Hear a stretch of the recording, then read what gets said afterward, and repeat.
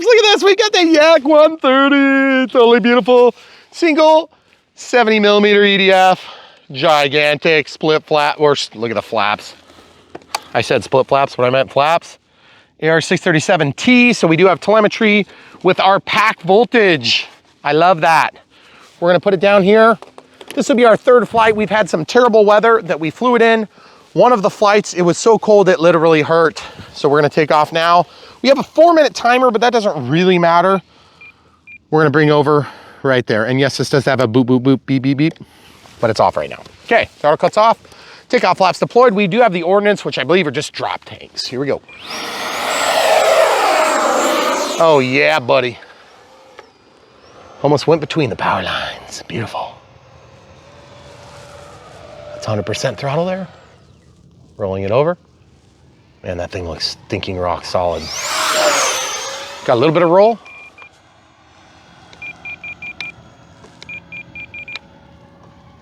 Okay, we'll do a high-speed pass now. You ready? Mm-hmm.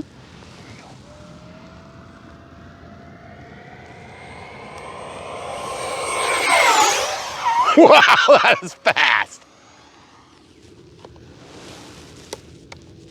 We're gonna slow it down for this pass. Going downhill, check this out.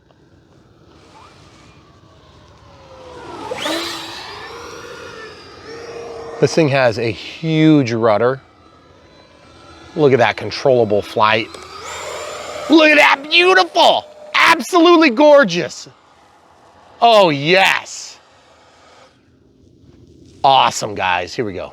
Full speed. Just how fast we can get moving again.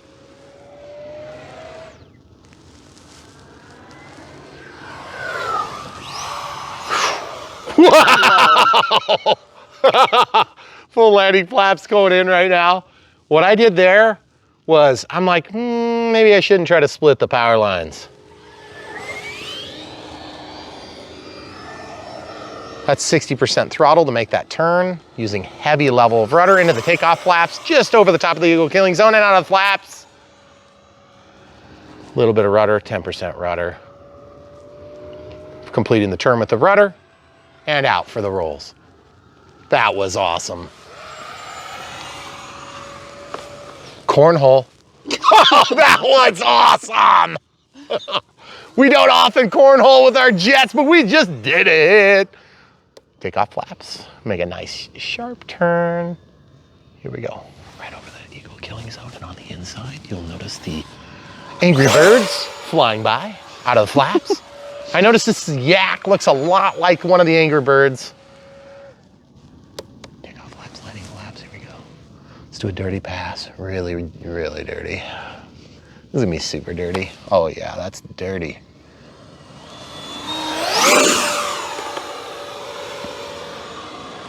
I found an escape route. I can escape the clouds. Just kidding. Here we go. Watch this roll rate, guys. That is so cool.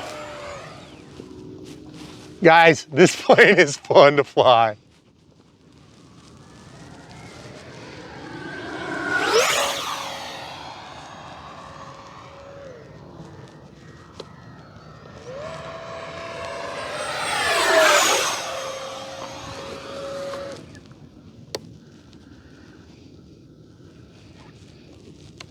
Flaps.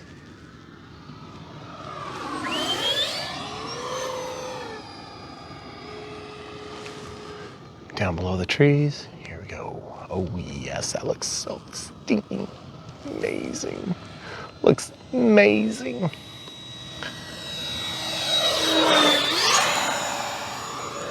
I don't know if you guys can tell, but there's a pitch up moment. It's called a 3% elevator equivalent. Oh, bird. Bird! Angry birds! Time to attack! They left my territory, so I let them off the hook.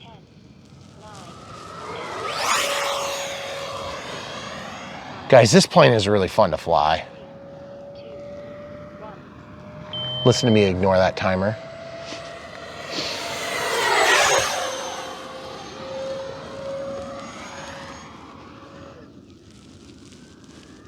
$4,006S. 50C pack inside of here. Inside loop. Whoa, it doesn't like doing inside very clean.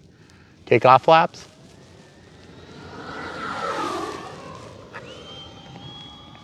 Landing flaps coming out, gear coming out. Check that out.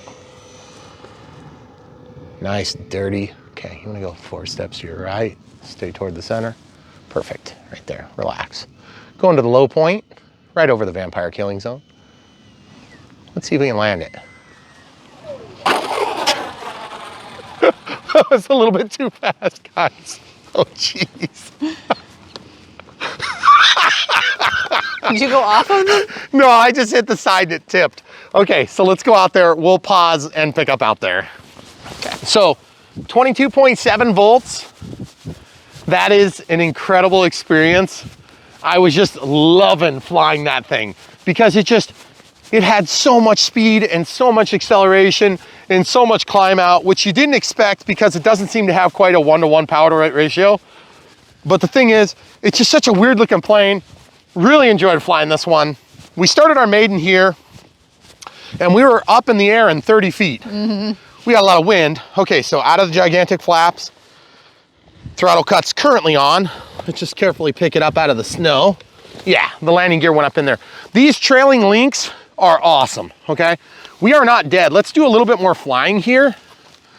I did note that it's kind of hard to hold this plane. It's like weird. It's got a big belly on it, which is unusual for a jet, okay? This thing seems to fly forever, by the way. Okay, you good? AS3X and safe are glorious on this plane. Look at that. 50% throttle out of the gear. 30% throttle, takeoff flaps, 10% throttle. 15% throttle. 10, 8, 12, 15. Look at that, folks. Into the throttle hard. Out of the throttle altogether, dead stick. 10%, 8%. See the climb? Gosh, that is so sweet looking. Out of the flaps. Do one more high-speed pass. Takeoff flaps. Gear. I changed my mind. We're gonna try a takeoff flap and then landing flap. Check this out. We're just gonna relax it.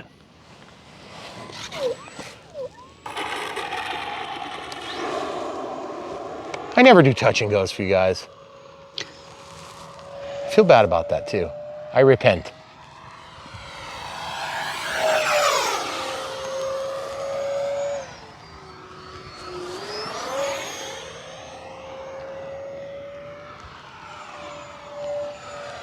Man, that sounds good, doesn't it? Takeoff flaps, gear. We're coming over the top of this line. Okay, full landing flaps coming in. Just relaxing, just relaxing, just waiting, just relaxing.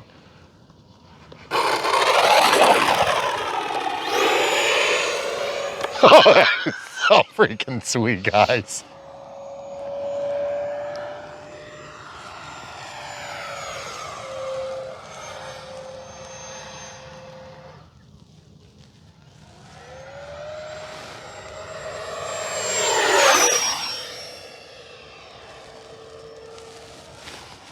$19.18, we're about to die on our battery. Okay, dead stick landing, just because you asked for it. Here's our landing gear coming out. Being very conservative, keep that nose down, keep it flying, Brian. About 15% throttle. Now I'm just gonna wait on it.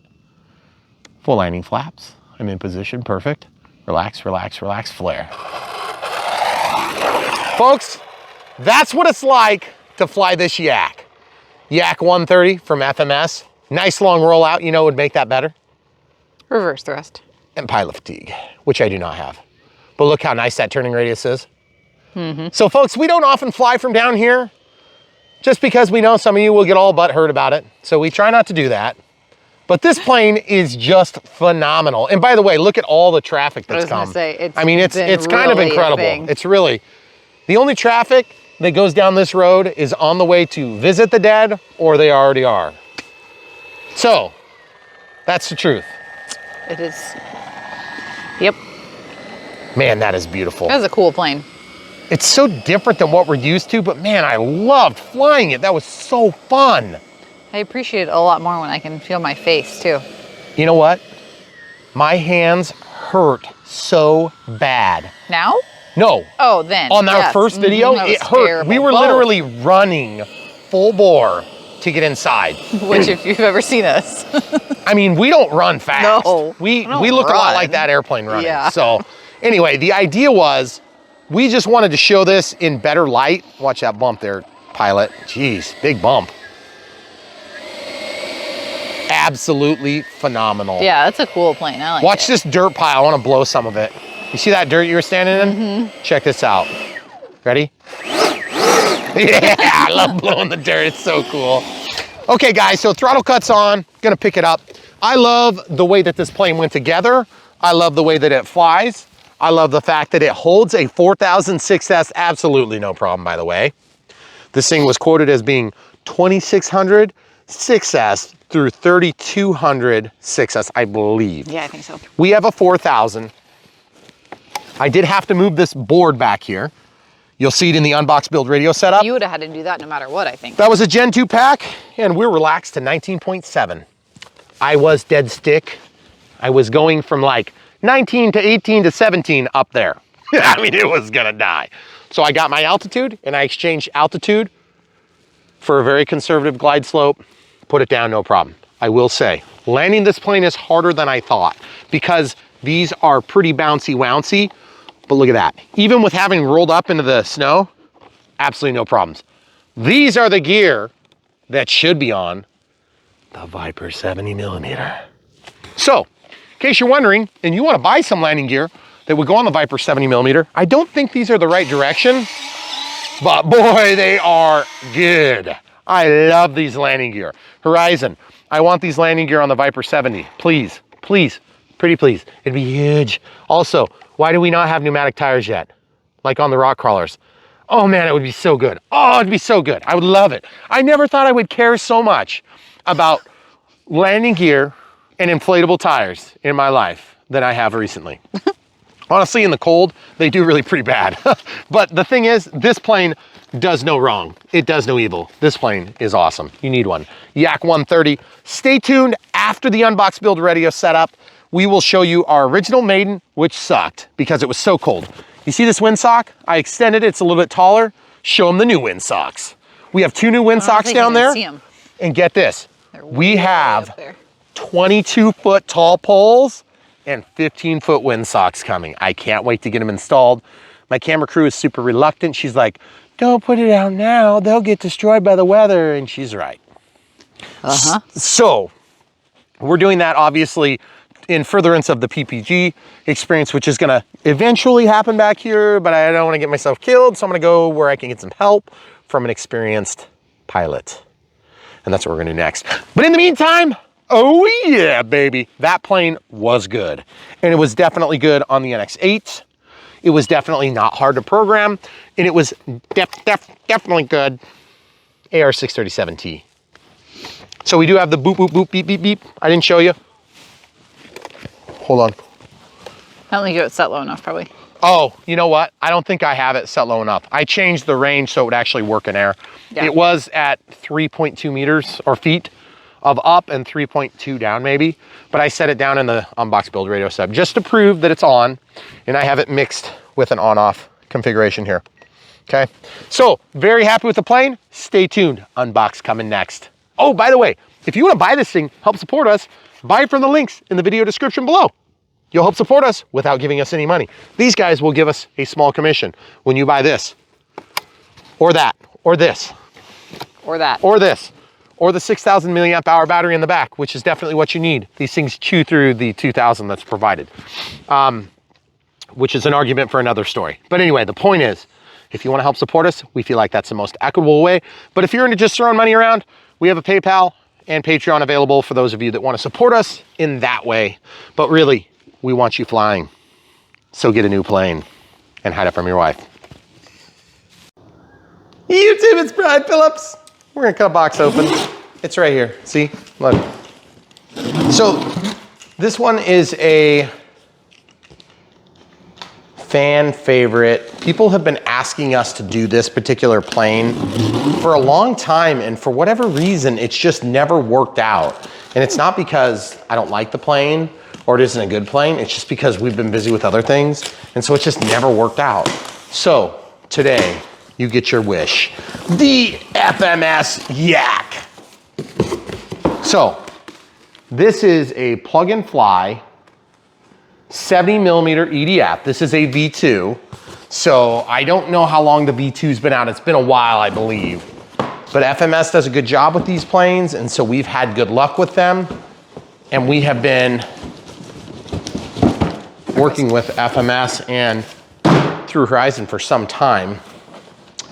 Oh yeah, look at that fancy dance.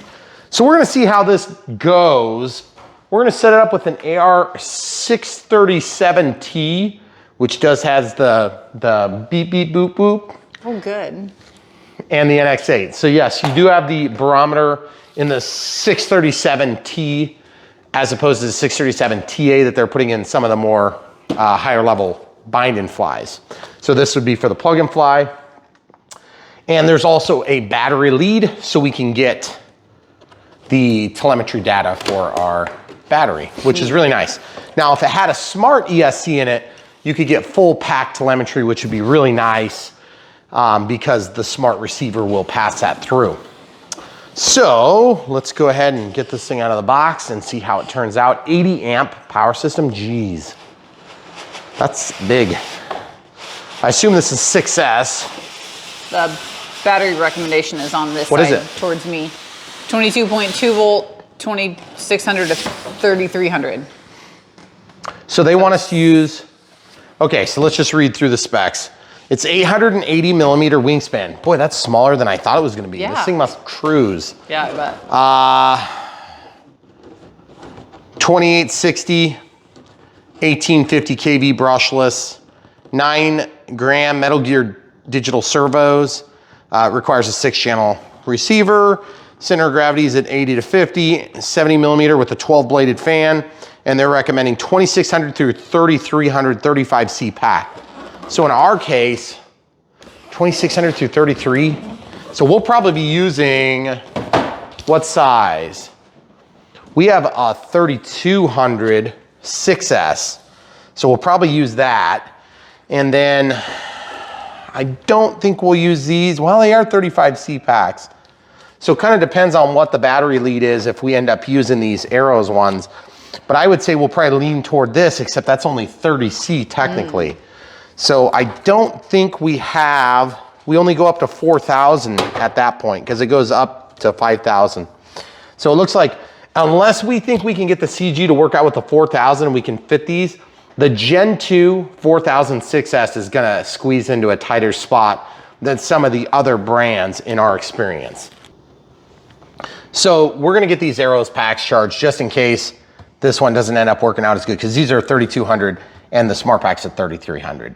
So we'll see if there's any, oh, excuse me, they're all 3200s. My apologies, guys. So 3200 6S, which is on the high side. I think at one point we had a 2600, but it was just a 2600, but it was in like a 4S, so it almost looked like a 6S pack. So when you get batteries, one recommendation I can always make is that get packs that work for multiple planes. I mean, that kind of goes without saying, but a lot of people ask me all the time, like what battery to get. And we always link to the batteries right next to the plane in the video description below. So if you guys are helping to support us by buying through our links, or even if you just want to follow the link and see what we recommend, it's right there in the video description. Okay, so wing spar looks like that's fiberglass. I don't think that's carbon fiber, it just happens to be black. Maybe that is carbon fiber. It makes that twangy noise if it is carbon fiber, and it makes more of like a dead noise, like a plastic noise if it's carbon fiber. Excuse me, if it's fiberglass. All right, so humongous flaps, that's cool. Wow. Man, that's big. Love the red.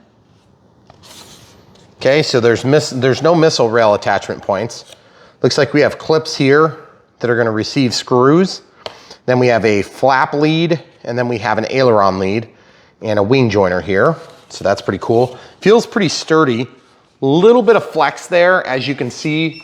And then with the opaque finish, you can just barely make out what appears to be a spar here. So that spar continues all the way through the wing. So that's always good to see. And as we continue on through the unbox, we'll just kind of grab, looks like we found the nut and bolt sack. I like that that was inside the nose cone. Not too many screws, and then 2 zip ties. Not sure what those are for.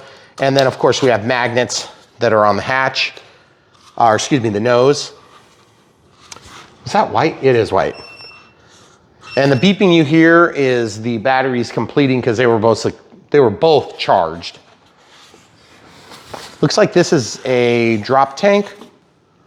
Is that centrally located? So I don't know, that's I didn't see it on the picture, but there must be a drop tank that's in the middle.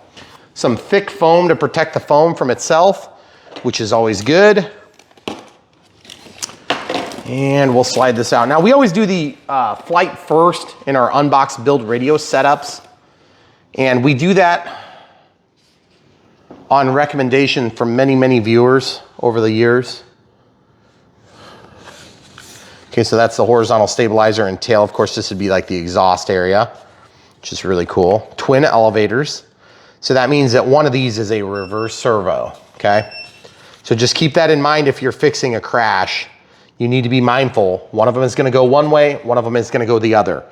And if you're not familiar with what a reverse servo does, it just runs in the opposite direction, which is it goes without saying, but you gotta say it if you're new to this hobby. By the way, I kind of doubt this is gonna be a first time playing or anything like that. EDFs in and of themselves take a little bit more skill because they're just a little bit more involved. It takes longer to spool up, get the speed you need to keep flying. And then a lot of times, just in jets in general, are battery chewers. They just eat through batteries. And if you're a new pilot, you're gonna tend to be on the throttle hard. You're gonna kill your batteries. They tend to land fast. They land faster too. A little bit more challenging, a lot more happening right now. Yeah. So you have to be a little bit mindful of that. Not to say that this is gonna be a bad flying plane. We don't even know yet. My decal has a bubble in it. That's what I was looking at up close. Otherwise, decals, these are raised. That's pretty cool. So obviously the rudder, nice decal covering up most of the rudder there. It's gonna be like a lock-in design with a screw. Love that. So far, really impressed with FMS in general. We've been dealing with FMS on and off throughout our whole time doing this on YouTube. And how long have we been doing this? Like 7 years? 7 years. So we love bringing you guys these planes, and the best way you can help support us, if you're curious, is to just buy the planes if you like them. If you don't like this particular plane, we don't ever want you guys to feel pressured like we're trying to talk you into this particular plane versus another plane. And the funny thing is, we work with so many different manufacturers, you would think that they'd be fiercely competitive. We hate it when they fold manuals, by the way. So here's the manual. FMS does a really nice job, second to none, except for maybe E-flite. They do probably the best job on manuals. They have the most consistency. FMS is very good too. And since FMS makes for more than just their own brand, you do tend to find that across their other brands, which is really nice. And so we've been very happy with that. All right, so basically, you have to flip that thing up to get this other drop tank out of here. They're kind of hard to reach. Well, it looks like they have double-sided tape for attaching the tail. The fuse is like a weird shape. It's short and stubby. Almost looks like a bird. But these retracts look awesome. They got a trailing link on the mains. Feel like really high quality. And then same thing, trailing link on the nose gear too. So there's the exhaust. Obviously there's twin pipes in reality, but it's just one EDF, so the access here is included. They have the elevator leads taped, which is really nice. Love the finish, looks really clean. Just kind of looking at the paint, look how nice it is around here. Wait, almost feels like that's glued in or something. That's weird. So obviously then we've got the release, beautiful canopy. The pilot is scale, it looks like, I think. But I'm just loving the way that the design is. the instrument clusters, the ejection seats. Love it, so cool. So we can just lay that down. Some of these planes you can't hardly lay down without a plane stand. So this one is definitely not gonna have that problem. And then the second wing is actually down all the way at the bottom. This thing is packed in here tight, surprisingly tight. Better than average, I would say. Surprising, okay, so one thing I don't get about on this plane is that we have all this protection for the wires, but then the digital servos are just left uncovered.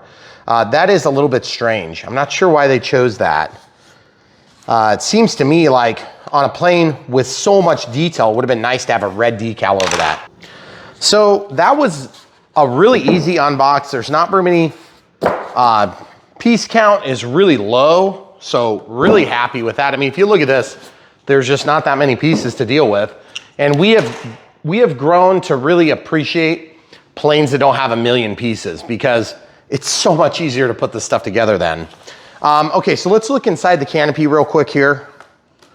So just lift that up. They've got a release back here. It looks like it's at kind of a steep angle, so I hope that holds.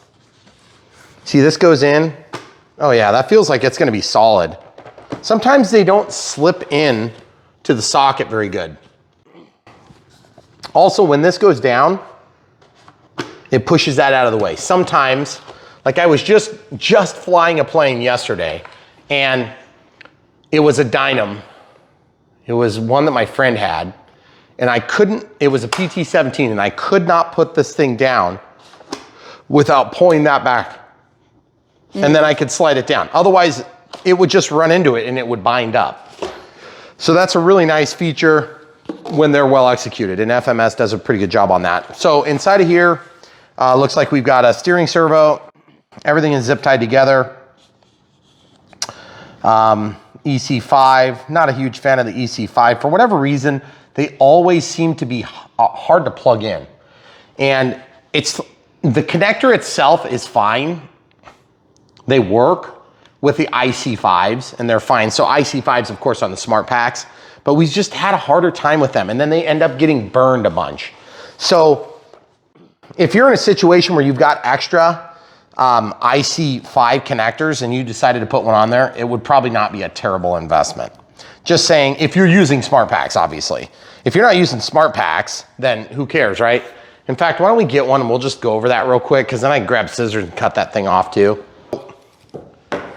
I appreciate these things more on prop-driven planes, because if you manage to stick your hand in there and accidentally get caught on an EDF, you are extremely smart. Okay, so this is what I'm talking about. You see, even with this out of the plane, you see, I struggled to get the alignment just so. We never have that problem. And then you can already see what happens is there's a mark there now. See that black mark? Mm-hmm. And so what happens is those dark points will get darker and darker. So every time I go to do this, right? See, I'm fighting to get it in there. See how it's kind of it's connected, so it's not making a big spark, but you just really got to work to get that in there. Now, I don't know if they added a little extra material on the IC5 when they upgraded the planes from the EC5, which is an E-flight connector, compared to an IC5, which is just their new style with the smart lead in the middle, okay? They are compatible, they do fit together, and also you can stick the IC5 into an XT90 on a plane too, which is good.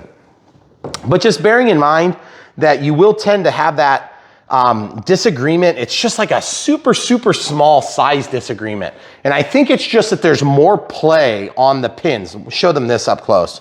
You see this, guys? I'm moving the positive lead here, and I'm trying to brace this so you can see that play. You see the wiggle? There's just enough wiggle to make that do that. Now, there is another trick. You see how there's pedals? There's 1, 2, 3, 4, 5, 6 pedals. I'm just gonna use scissors because that's what's in my hand. I could use a flat bladed screwdriver. You can actually pinch that and move that pedal in slightly. See what I just did? 2 of them. Now, the problem with that is you see that you're gonna have a bad bite on that connector. But now watch what happens. See? You can get it in a little bit easier, but you just always are gonna have the propensity to wanna make it spark like that. And those sparks over time are going to basically create a thin layer of carbon on the gold. So it's gonna be a problem. So I have a flat screwdriver, and now you can just kind of do what you've got to do here to get these things aligned properly. Now remember, this is the tip of the shaft. If you were to take this out of the cabinet and slide this forward, which you can technically do it, but it's really hard to pop them free, you can actually push those out forward, okay? But I'm just trying to get them so that we have better alignment. See, now it's not really fighting me. But remember, these pedals are like 6 fingers, okay? So the 6 fingers, if you push them together at the tip, they're still wider at the base, okay? So by default, they're parallel. If you squish the tip forward, you're still gonna get purchase on the bottom of the shaft, okay? So I don't want you to think that you're gonna get a poor contact. You're gonna get all right contact. It'd be better that you don't do this. And then occasionally, when they get squished down too much, you have to go in there and pull those back out. So the same thing is true on XT60s and XT90s, except the XT60s, I find that a Phillips tip works perfect because there's only 4 pedals. So you can use that Phillips tip to go in and it spreads them out just perfectly. So anyway, that was major off-track moment. Okay, so let's start assembling this thing. Look at the triangular shape of that. I noticed that when we took it out, yeah. It's funny, some of these planes, they just have a different look to them, and I just love the way this thing looks. It's so cool. You can see the fan and the inlet's good there too. You can see the Oh, light yeah. through it. So we're gonna see how this plane goes together. I don't think it's gonna be very hard to build. Obviously there's this wing joiner, so we're gonna slide that in. If you ever get a wing joiner that's really rough like this, what you can do is if you have a sanding block, if you grab it with one of those foam sanding blocks, it will take that edge off if it's really tough to get started. But then I usually just try both directions. If one direction goes, I go with it, because you only have to assemble it once usually, for most cases. Especially a smaller plane like this. The wingspan of this plane is gonna be real small. You could probably sit this up in your passenger seat if you wanted, because it's gonna be small enough. Okay, so then we have to plug in 2 wires here. One's flap, one's aileron. Now, how do you tell the difference? Honestly, I'm not sure yet. We're gonna find out in about 3 seconds here. Okay, so you see how there's 2 wires here? There's the aileron. I'm gonna take a flat bladed screwdriver and just kind of try to pull this out. Be nice to have forceps for this, but this will work. Okay, so they are labeled. That's flap, that's aileron. It would be unfortunate if they got that wrong. If you're in any question, of course you could test it. Okay, so flap and aileron. So I'm gonna actually slide this out of the way for the first wing just to make it easy. So there's flap. Brown is going away from me. These leads are gonna be not very fun. Jeesh. Okay, so that is not quite purchased. Just push it forward, there we go. Then this thing, same thing, brown goes toward us. I'm just kind of talking about the brown wire of the 3 wires for the servo connector, the Hextronics color. So brown, red, and orange. Okay, then this little tape, you can usually pull that tape off. That's more of like a keep it where it needs to be so it doesn't fall back into the fuse. Not sure how this is gonna work though, because I gotta tuck this back in here. So if you kind of see what I'm talking about, these 2 connectors will easily fit into this cavity, but it looks like the cavity is just big enough for the connector and there is no extra space. So that second side is gonna be a real bear cat to do. Because you see this extra wire and stuff? Mm-hmm. And I'm trying to make this so you can see it. I'm zoomed a little bit so I'm out of your way. Man, that's not very fun to get in there. This is gonna be terrible when I've got that carbon fiber spar in there to deal with. You see what I've done? I've just laid it on the counter, and with it laid on the counter, it gives me the ability, but then that carbon fiber spar is stuck through the whole fuse now. So when I flip this on its flat, once I get this wire under control, Man, that is just awkward.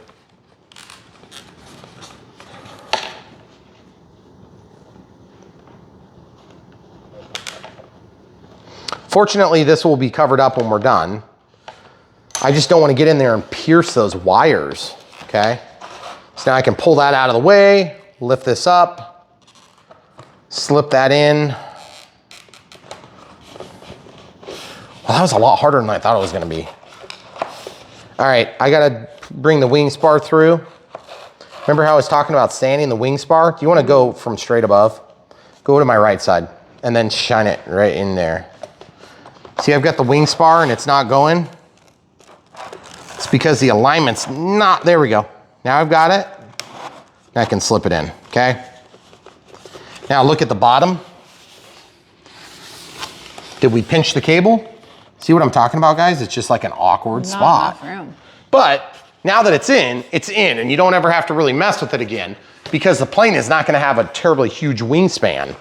So you know what this plane kind of reminds me of too?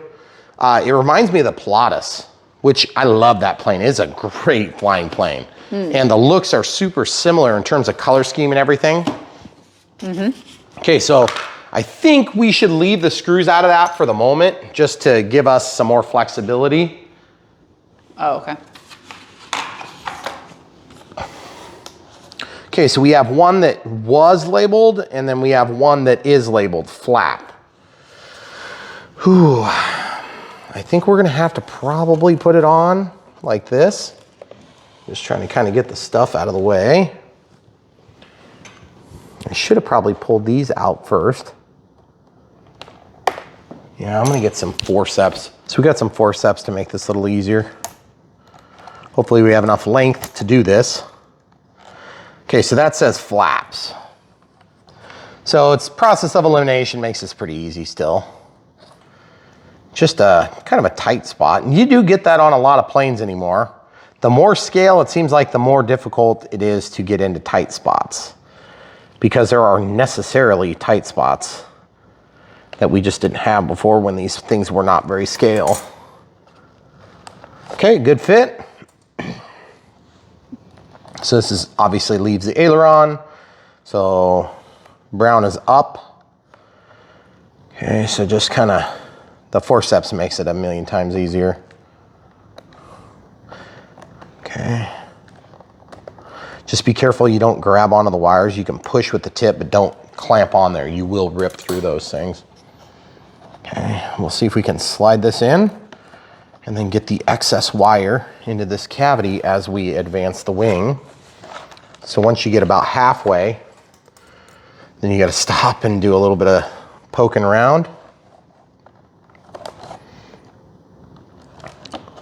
So just thinking about this the other day when I was working with a guy locally here, and I tend to be extremely picky about not damaging the planes on assembly, and it's just like, I just dinged it a little bit, and that just drives me nuts. I don't know if you guys have that same problem, or if maybe you just kind of realize and recognize it's part of the foamy environment, and you know, it's not completely avoidable. Okay, so that's in there. That feels solid, and it's not even screwed together yet. So I'm really happy with that. I'm just not happy with that. There is a bundle of excess wire here, and I am going to take a minute and try to get that stuff manipulated into the opening a little bit better without hopefully disconnecting the wires. See what I'm talking about, folks? Mm-hmm. Those labels are invaluable, but then they do get in the way. Okay, so screws. Did you happen to notice what screws go where? We haven't even opened the manual yet. Okay, let's open the manual and take a look at that. I've got, looks like 2 different lengths. There's 2 real long ones and then some shorter ones here.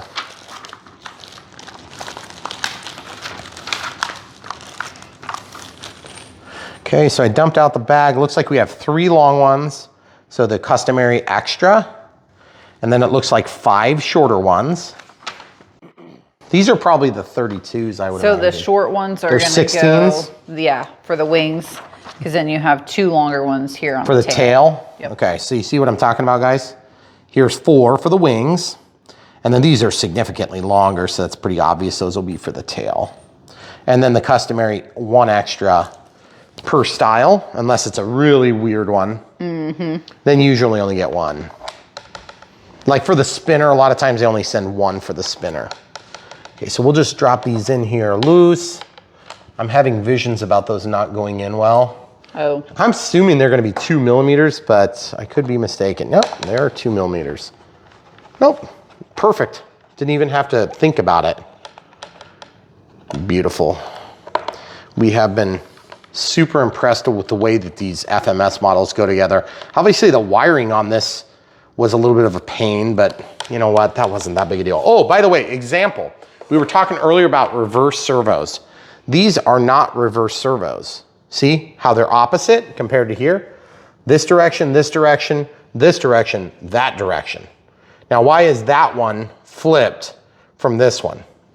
Because the flaps are the same direction, so that one does not have to be reverse. Okay? While the ailerons are opposite because you want them to be reverse. Okay? Now, if you were gonna be running this with 1, 2, 3, 4 separate channels, then you could put all the servos exactly the way you want. It doesn't matter at that point because you're commanding them each from their own independent channel. For instance, if you were setting up crow or flaperons in addition to flaps, which would be like a full-length flap, which I don't think you need to do on this plane, by the way, because look how massive these barn doors are. Very unusual for a jet. In the model environment. In real life, they have barn doors on a lot of these planes. But I still think it's cool that we have big flaps on this thing. I mean, it's not a very big wing, but you do have more wing surface here because this qualifies as part of the wing. Plus there's a plastic leading edge, which is really nice because that just seems to be a vulnerable spot. It'd be nice to actually have a plastic leading edge on most of these planes, on the wing and everything, but that just gets really expensive to produce. So I don't think a lot of the manufacturers are gonna start doing that anytime soon. Those are nice and tight. I mean, just look how much better the landing gear are nowadays from when we first started this. It's just like night and day better. Look at this. And we've done a lot of planes. That is really cool looking without the tail, actually. Okay, so I think our next move should be probably, it looks like we can do either one because they're mounted on opposite sides. So I don't think it really matters, does it? It's gonna be harder to put this tail on. Well, okay, so I don't understand this. Do we screw this together? Yeah, we do. There is screws, but then there's something about tape in the manual just as I was flipping. Well, there's tape on the top for the vertical stab, but then what I don't understand is why do we have tape on the top and not the bottom?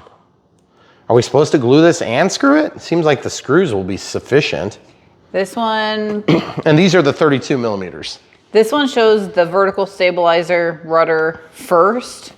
Remove the top layer of the double-sided tape. Okay. Connect the rudder servo. We're just gonna do it this way because I want to be able to lay it flat on the table. Okay. But now I gotta sit and think about this. There is gonna be a screw that goes through, right? No. One screw is going to reach through from above, right? You see what I'm saying? Or is that true? Or does it Yeah, one screw goes from above through this. So this reaches through and holds both the back of the tail through the fuse into the vertical stabilizer, correct? I don't know, but they're saying to do that first. Where do the screws go in? See, they don't say anything about screws. The screws go on the bottom. On the bottom. Okay, yeah, so we just don't here. put the screws in until we're done. Okay. That's fair enough. Okay, so these are elevators. They're gonna be one's reverse, one's forward. So brown is up. Looks like, are they labeled in that little cavity? It doesn't matter. It's the same. It's the same. Okay. Brown is down. I call it out verbally just to help assist because I'm sitting here yakking about something. Yak, get it? That was the first time you've said that. Yeah, I know. I was thinking about saying it earlier. I'm so proud of you. So this is gonna go up in this spot, I think, maybe. Hopefully. Boy, there's just not much room to put it up in there.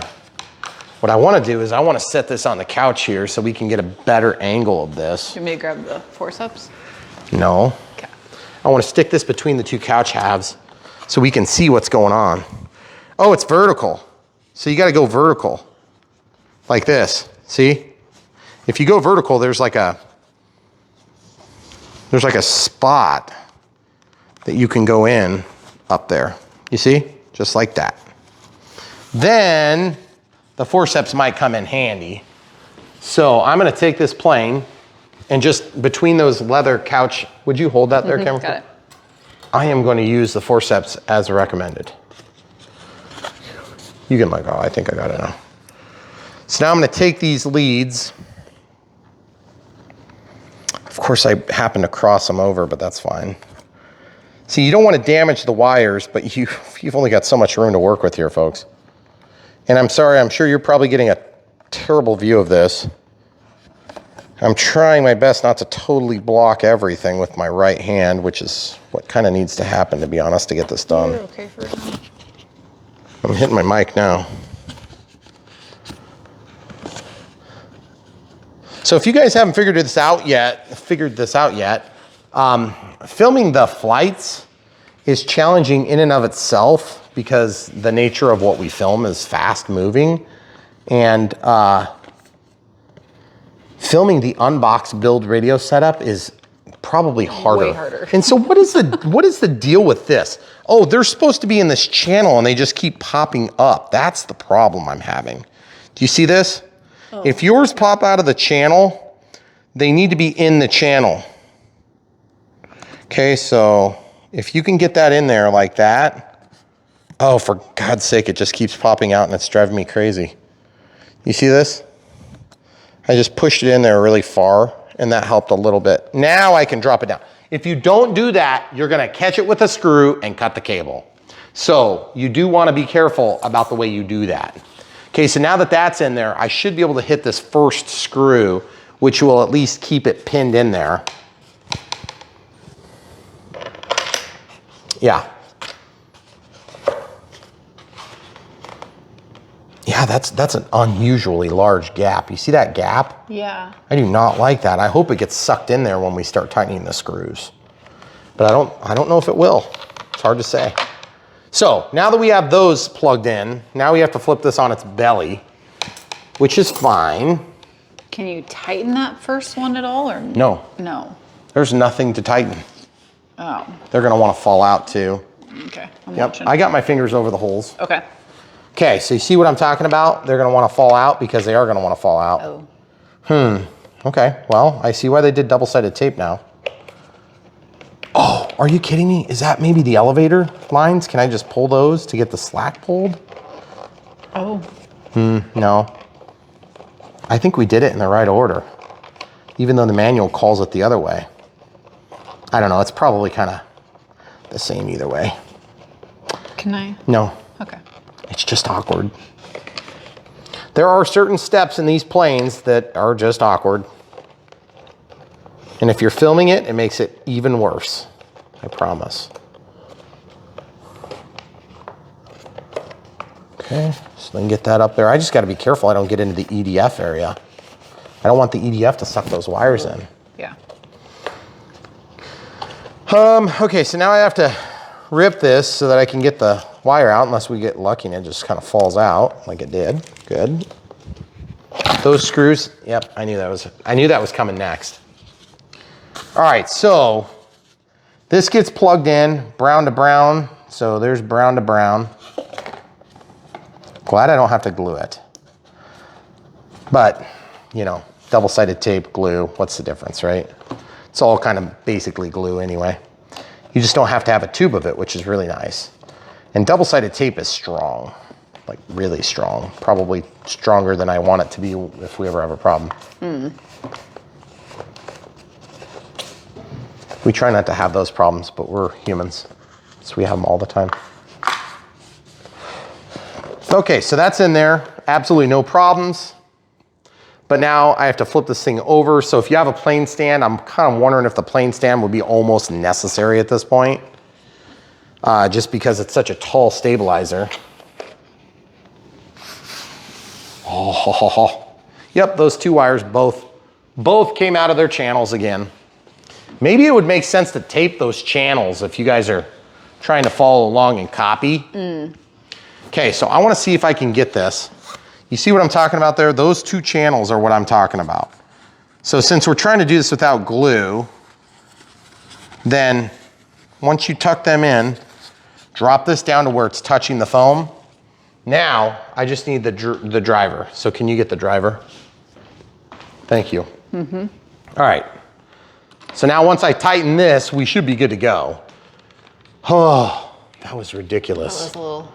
I'm surprised. I mean, everything fits really good, except for maybe this part here. Did it suck down in tight? Not yet. I hope it does. I think it will.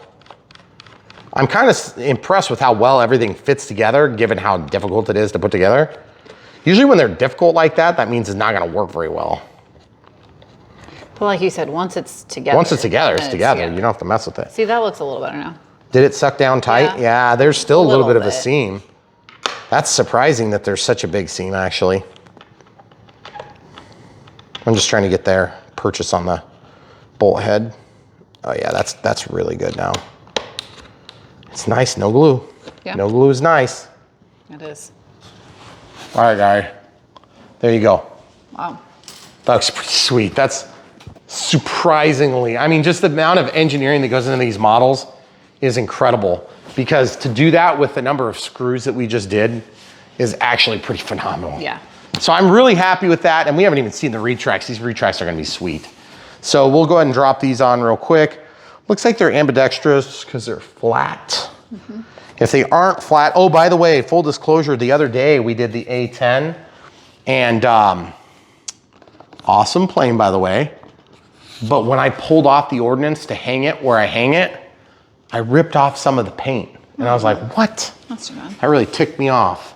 But so just be careful about that. Maybe put some lithium grease or something on your finger before you put them on. I like the ordnance.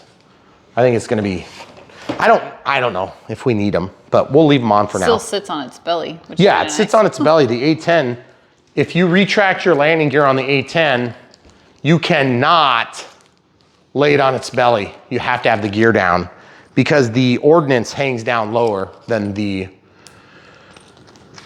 there's like pylons where the landing gear go into on the main wings. Okay, awesome looking plane. Our next step is gonna be radio setup, so stay tuned. We'll be right back.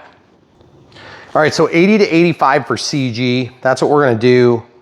Kind of kick off the radio setup part. Okay, so 80, and it's from the leading edge of the wing. So I'm gonna call it where the wing is actually the assembly itself. So 80 to 85. Gotta go out far enough so I can get into the foam, because this is plastic here.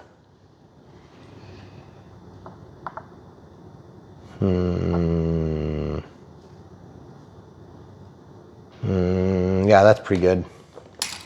So you'll note that I made a little piercing there, and I'm using a red marker to make my dent. Now, why red marker instead of black marker? We usually use a black marker or something that's high contrast. Well, it's such a pretty plane. I kind of hate to put a big black mark on it, you know? So here's 85. Only a 5mm difference? Goodness gracious. Oh, very big. You know what? It's gonna be easier to just do a 5mm difference.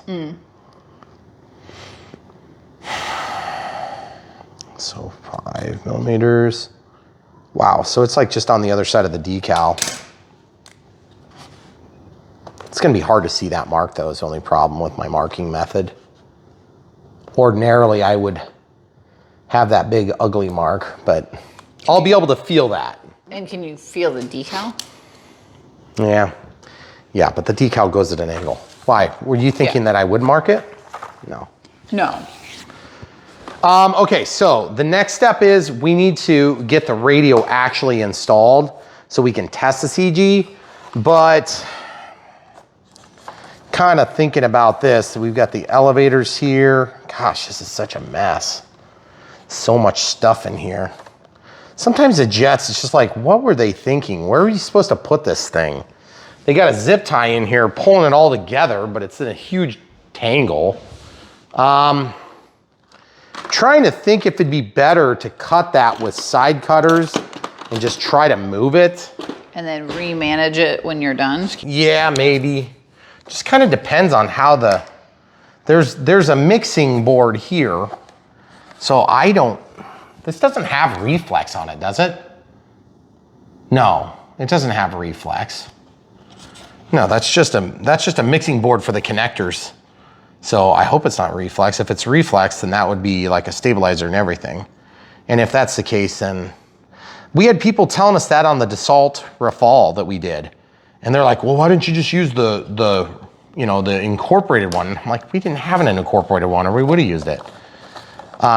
What you guys, sometimes like if you're over in Europe, you're gonna say, well, we can get them with reflex. Well, we can't. And then the same is true on certain brands. There's certain areas that you can sell a certain stabilizer in certain configurations and then other areas where you can't. Don't ask me why, it's just the way it is. So I'm just kind of looking through the cabling. We've got, okay, so this is the rudder channel. So we've got this like weird Y cable here for the rudder. Some people split off the rudder and use a separate channel for that just because it makes it a little cleaner. You can do a less of an output on the rudder as you might want this much movement, and then over here you can do just a little bit so that your landings don't tip the plane over like the F-16s like to tip over all the time. Oh, that's the retract. Okay, and then here's the rest of the gear. What the heck? What? That's not right. We need a Y cable on that. See, look, we got gear here, and then we have, how are we supposed to hook all that up? Did they forget to include a Y cable somewhere? Unless this says rudder. No, that's rudder. That's all correct. This is aileron. That's fine, I think. Where's the other aileron? Do you see the other aileron? Oh, we only need one. This is flaps. Yeah, there's only one. And then there's gear. Oh. Is that the Y cable? Yeah, because that's gear. So yeah, so it must be mixed in the mixing board.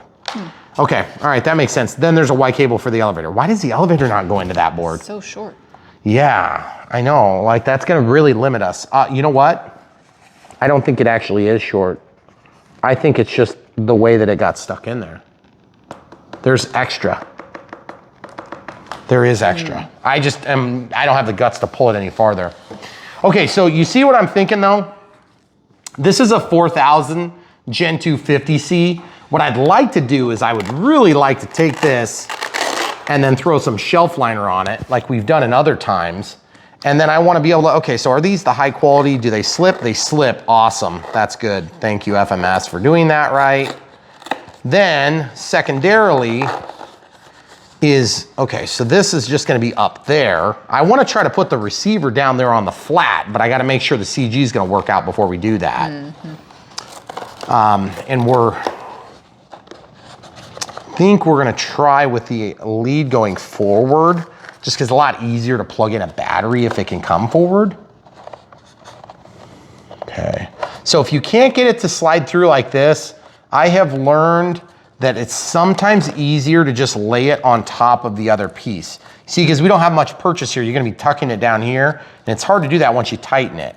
So what I've found, sometimes it's easier to just take one end and pull it up, wrap it over the top of the battery, push it hard, and then pull it hard, okay? It doesn't always work, but sometimes I've had good luck with it in the past. And this time we'll try pulling it through this way. Okay. See, because I want this to go all the way down, but you can't ever get your fingers in there. And of course we had forceps out, but now they've been moved. So I'm pushing on the battery. This one is not pulling free. See? Oh, there it goes. Okay, good. So now I got that pulled up and then down. There we go. So now I can just try to slide this through that slot. Okay. Loading batteries into jets can be a huge pain in the butt. Okay, so now I'm gonna press hard on this with my index finger and then pull hard up without trying to break it in half, okay? And then I'm gonna press it down. See? Still slick as crap. So we're gonna have to take shelf liner and stick it to this, and then we'll cut the shelf liner off, and then that will help retention-wise, because it's just gonna make a little extra height too. All right, so let's see how the CG works out. I'm just gonna kind of lay this stuff down on top of the battery and then put the canopy back on. Where's the canopy? Can you slide that over here, please? Thanks. Okay, so then this lead, of course, will definitely reach. We should have no problems getting that plugged in and tucked away. And then again, this is just to test the CG. Now all this crap is gonna be out of the way. So it'll be back something more like that, let's call it. Okay, if you do a stabilized receiver, then that means this stabilized receiver needs to be controlled. You see this? Look at that. It's actually in, but I had to push it really hard, so I don't like that. All right. All right, so CG is very nose heavy and very nose heavy. So that's not a good sign. That means that we're gonna have trouble getting everything in here.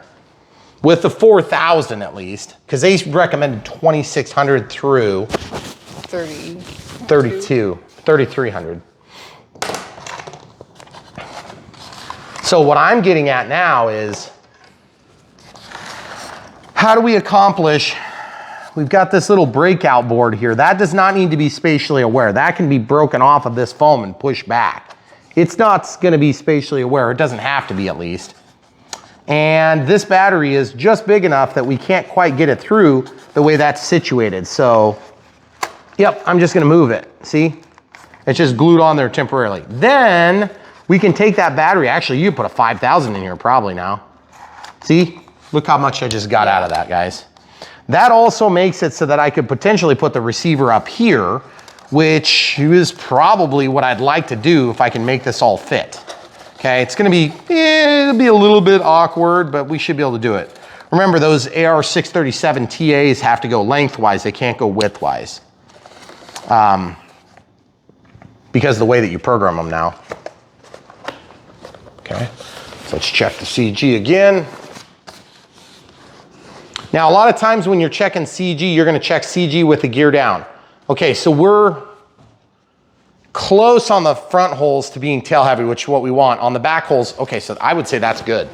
We got it with 4,000. That's the way I wanted it. 4,000 50C Gen 2 Smart Pack. That's the way I want it. So as you can see, it's gonna be a bit of a mess, but we should be able to get that to work. Worst case scenario, we'll do an extension cord on the elevator without actually yanking on it and then potentially pulling those two plugs out. Can that 637 go upside down? Yes. Yes, it can.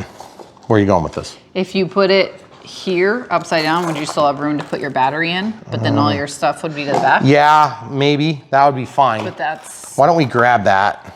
Is this end pin? Because I'm just top untangling stuff. pin? See, because this is end pin too. Yeah, it is end pin. That's true. That does help a little bit. Okay. So the next move for us, of course, is to open this. Setting up the AR637 TAs is very easy. Now, they do come with the additional challenge of wiring this thing in. You don't have to use this, but I would highly recommend you use it because you've bought and paid for it if you bought this relatively expensive receiver. And what I would suggest doing is, if you can, keep as much of this length as you can and lead it all the way back like this, okay? So that you tap the power somewhere up here and then just chase it back, because then if you get in a pinch, you've got other length, or if you move it to a different plane, you won't be shortchanged then, okay? So what I'm gonna do is, there's two different ways we've done this in the past. You can obviously solder it in there if you want, but let's just see if we get lucky, if we can just pierce into this, yeah, see, I'm already in there, okay? See, I'm in there. Wish it was always that easy. Okay, I'm just using the tin lead to go into the copper. Right, so now I'm done with that. I just need to tape around those leads so that they don't pop out. Now you don't have to worry about, you know, so much shorting out and causing some sort of like a fire damage or something like that. It's not gonna happen like that. What's gonna happen is if that pulls out, you just won't get your telemetry data, okay? So you see what I'm gonna do now? I'll just take a little teeny bit of tape. Of course, we don't have scissors. It's just literally there. You get 'em? Yeah, just regular scissors probably. I just use side cutters for the first one. And so then all we have to do is I'm gonna secure these just like this so that it covers up the entire joint on one wire at a time. And then I'll just, you know, tape it a couple of times on the way back, and that'll be all we really need. Just, you know, about a ½ an inch or something like that. Okay, see how it's in there? And we just push that down, and that just holds it. It's a little bit of a strain relief too, so if somebody were to yank on that cable, it's not gonna just real super easily come out. Okay, and then sometimes I braid these. And when I say braid, it's kind of hard to braid 2 cables or 2 wires. But since these are just nice and neat, we can just chase it back. Now this is a huge giant mess right now, but watch and mark my words, when we're done, it's not gonna be a huge giant mess. So while I tape these, camera crew, why don't we get that shelf liner? You know where the shelf liner is? Yep. So you grab the shelf liner and we'll cut the shelf liner to go on this. That'll help secure the battery. And I'm just making some thin strips out of some black tape here, which you could do this with zip ties too if you wanted. But the whole idea is I'm just securing this wire back onto itself in a very, very simple way. Remember, this vinyl tape likes to be stretched and then compressed onto itself, okay? So you watch what I do here. I'm gonna take this, of course, black on black makes it kind of hard to see. I'm just gonna push it down, and then I'm gonna take this tape and pull it and stretch it out so it's over the tip of my finger, and then pull and stretch it out. You see how it's kind of gets lighter? That also helps to hold on. Okay, we'll just do that a couple back so we get back to about where it separates, and then that will give us the lead that needs to go back to our receiver then. Okay, same thing again. We'll show you one more time because that first one was on black. Now it's black on red at least. Just kind of push it down. And then once you have it pushed down, you can take and stretch it some more, and that will help to keep that bond tight. Then if you don't like where you got it, you can just kind of tug on it a little bit, just like that. Okay, so the next thing we need to do while we're thinking about it is this is the Velcro that was provided. I hate Velcro on the batteries because it seems like about the first time you put it on a battery, you're gonna get it in the wrong spot. Okay, so just peel that off, real super simple. Get yourself shelf liner. This is the stuff you put in your drawers so that when you pull the drawer, all your stuff doesn't slip around. And so super, super simple mod that works really fantastically, really, really easy. And then you only have to do this once and you're done. And cut it, and cut it, and you're done. The cheapest RC See? accessory ever. Yeah. And then this stuff it won't slide then. So your battery in turn won't slide. So we'll put that in when we pull the battery back out, which we'll pull it out now for easy figuring, just to show you what I'm talking about. So see, that is not gonna move. So that's really nice. Now, under heavy loading, this stuff does get warm and the glue does release a little bit through those holes sometimes. So just be aware, there is a little bit of a mess that happens, but it's nothing you can't clean up with alcohol the first couple of times and it'll be gone forever. All right, so we have to plug these in at some point shortly. So our next move is I gotta get that tape finished, that black tape, all the way back to the pick-off point here. There is a manual inside of here that shows you how to do some of this stuff, but we put the manuals where they belong here on Brian Phillips RC, which is on the ground at my camera crew's feet, not in the garbage where I meant to throw it. Do you want to tape and I'll get your radio? Because you're going to need your radio. Yeah, we'll need the transmitter here shortly. And we'll have to build a profile just like we always do. And whenever we do a new jet or plug-in fly, we try to kind of follow the same characteristics of the previous models so you guys can go back and watch. Like if we have another jet that we do that happens to be a bind and fly, but you get it as a plug-in fly, then you can go back and watch that And that's a, you know, just kind of a helpful utility for you guys that are at home watching and following along. Obviously, we try to go in depth at, you know, and YouTube punishes us because we have long videos and the retention rate is poor, meaning that most people click away after a little bit because, hey, I've already built this. I already know how to do this step because we watched Brian do it like 17 times. We get it and we keep doing it because we know that a lot of you people that are new to the hobby or returning to the hobby really do need some help. And we also understand a lot of the things that we talk about, you know, we take them for granted as being sort of second nature. Well, we don't on this channel, the manufacturers do. And so we want to help get you up to speed so that you can then take it for granted and assume everybody else knows. But we'll keep doing the videos as long as YouTube will let us, and you guys keep coming back for more. So if you want to help support us in that way so that we know that you really want it to be long format, the best way to do it is to buy stuff from our links. That's how we support our channel financially. And we get small commissions from the companies that we do work with, like the FMSs of the world, the Horizons of the world, the Banegoods of the world, those places, you know, just examples. We work with more, BitGo Hobby, Amazon, all the different companies that we're affiliated with. We are very happy to be affiliated with them, and we hope to bring them success. And the way we do that is by bringing you guys new products that we're interested in, that we think that you'll also be interested in, but never in a way that we want to talk you into buying something you don't actually want. We want you to buy stuff that you do want, but we want you to confirm it here at Brian Phillips RC so that you know what you're going to get when you open it out of the box that came from Hong Kong or Shanghai or wherever it is next week. Okay, so AR637T on the side, you have S plus and minus, so that means signals on the top. Okay, then there's a little plug here and it says volt. That's where this goes. Okay, now you'll note that that goes all the way back here, and then it's gonna go all the way out. So I'm gonna take this, I'm gonna support and protect where it goes in, okay? And look what I'm doing. I'm just twisting. You see this twist? You're like, Brian, that looks like the most tedious thing I've ever seen you do since the last thing you just did. I agree. But you know what? There's a lot of crap going on in there, and I need 2 less wires to confuse and get screwed up and get tangled, okay? So this is the difference between a well-installed receiver and one that looks like crap.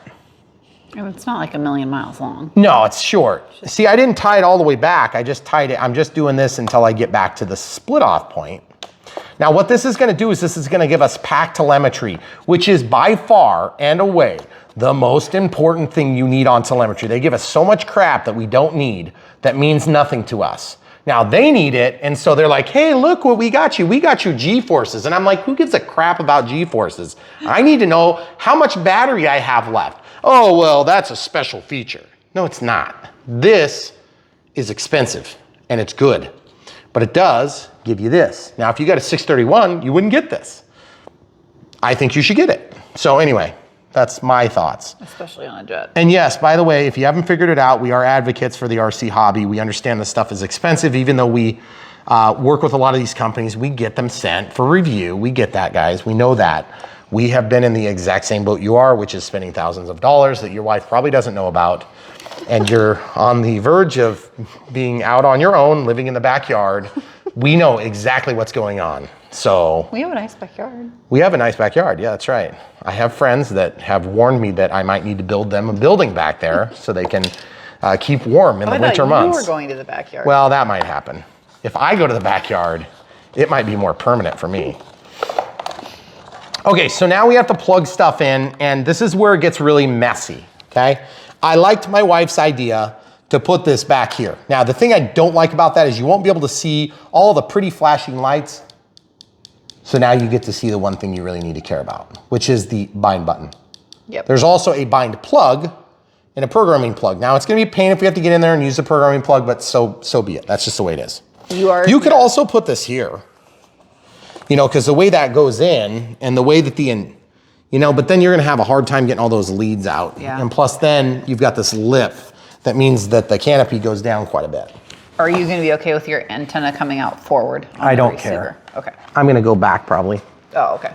But then it goes back by the ESC and everything, so I'm not a big fan of that. I'll probably end up pulling the antennas out here. So if you and I are probably gonna need to do a new profile next. We're gonna need tape. We're gonna need an X-Acto knife. And what this is gonna do for us is it's going to give us the ability to tuck our antennas into the side of the foam, okay? So we'll have this ready when we're ready. It's gonna come up sooner than we think. And at this point, we gotta build a profile. It would be sweet to just have this thing really neatly up here, but again, you don't have any space. Right. This is collapsed tight here, okay? So you can't do that. It'd be cool if you could, but you can't. You can't, so don't even try. All right, so we're gonna turn on the transmitter. Obviously we have the throttle cut on, that's normal. We're gonna click function list, scroll all the way down to system setup, disconnect RF. The light goes out, go to model select, add new model, create. It's already got an acro displayed, so we're gonna use that. That's an acro as an airplane. Okay, so it takes a little bit of time for this. Then we can go to model type, which has already been confirmed, acro. If you change that here, you're gonna clear all your programming for that model name.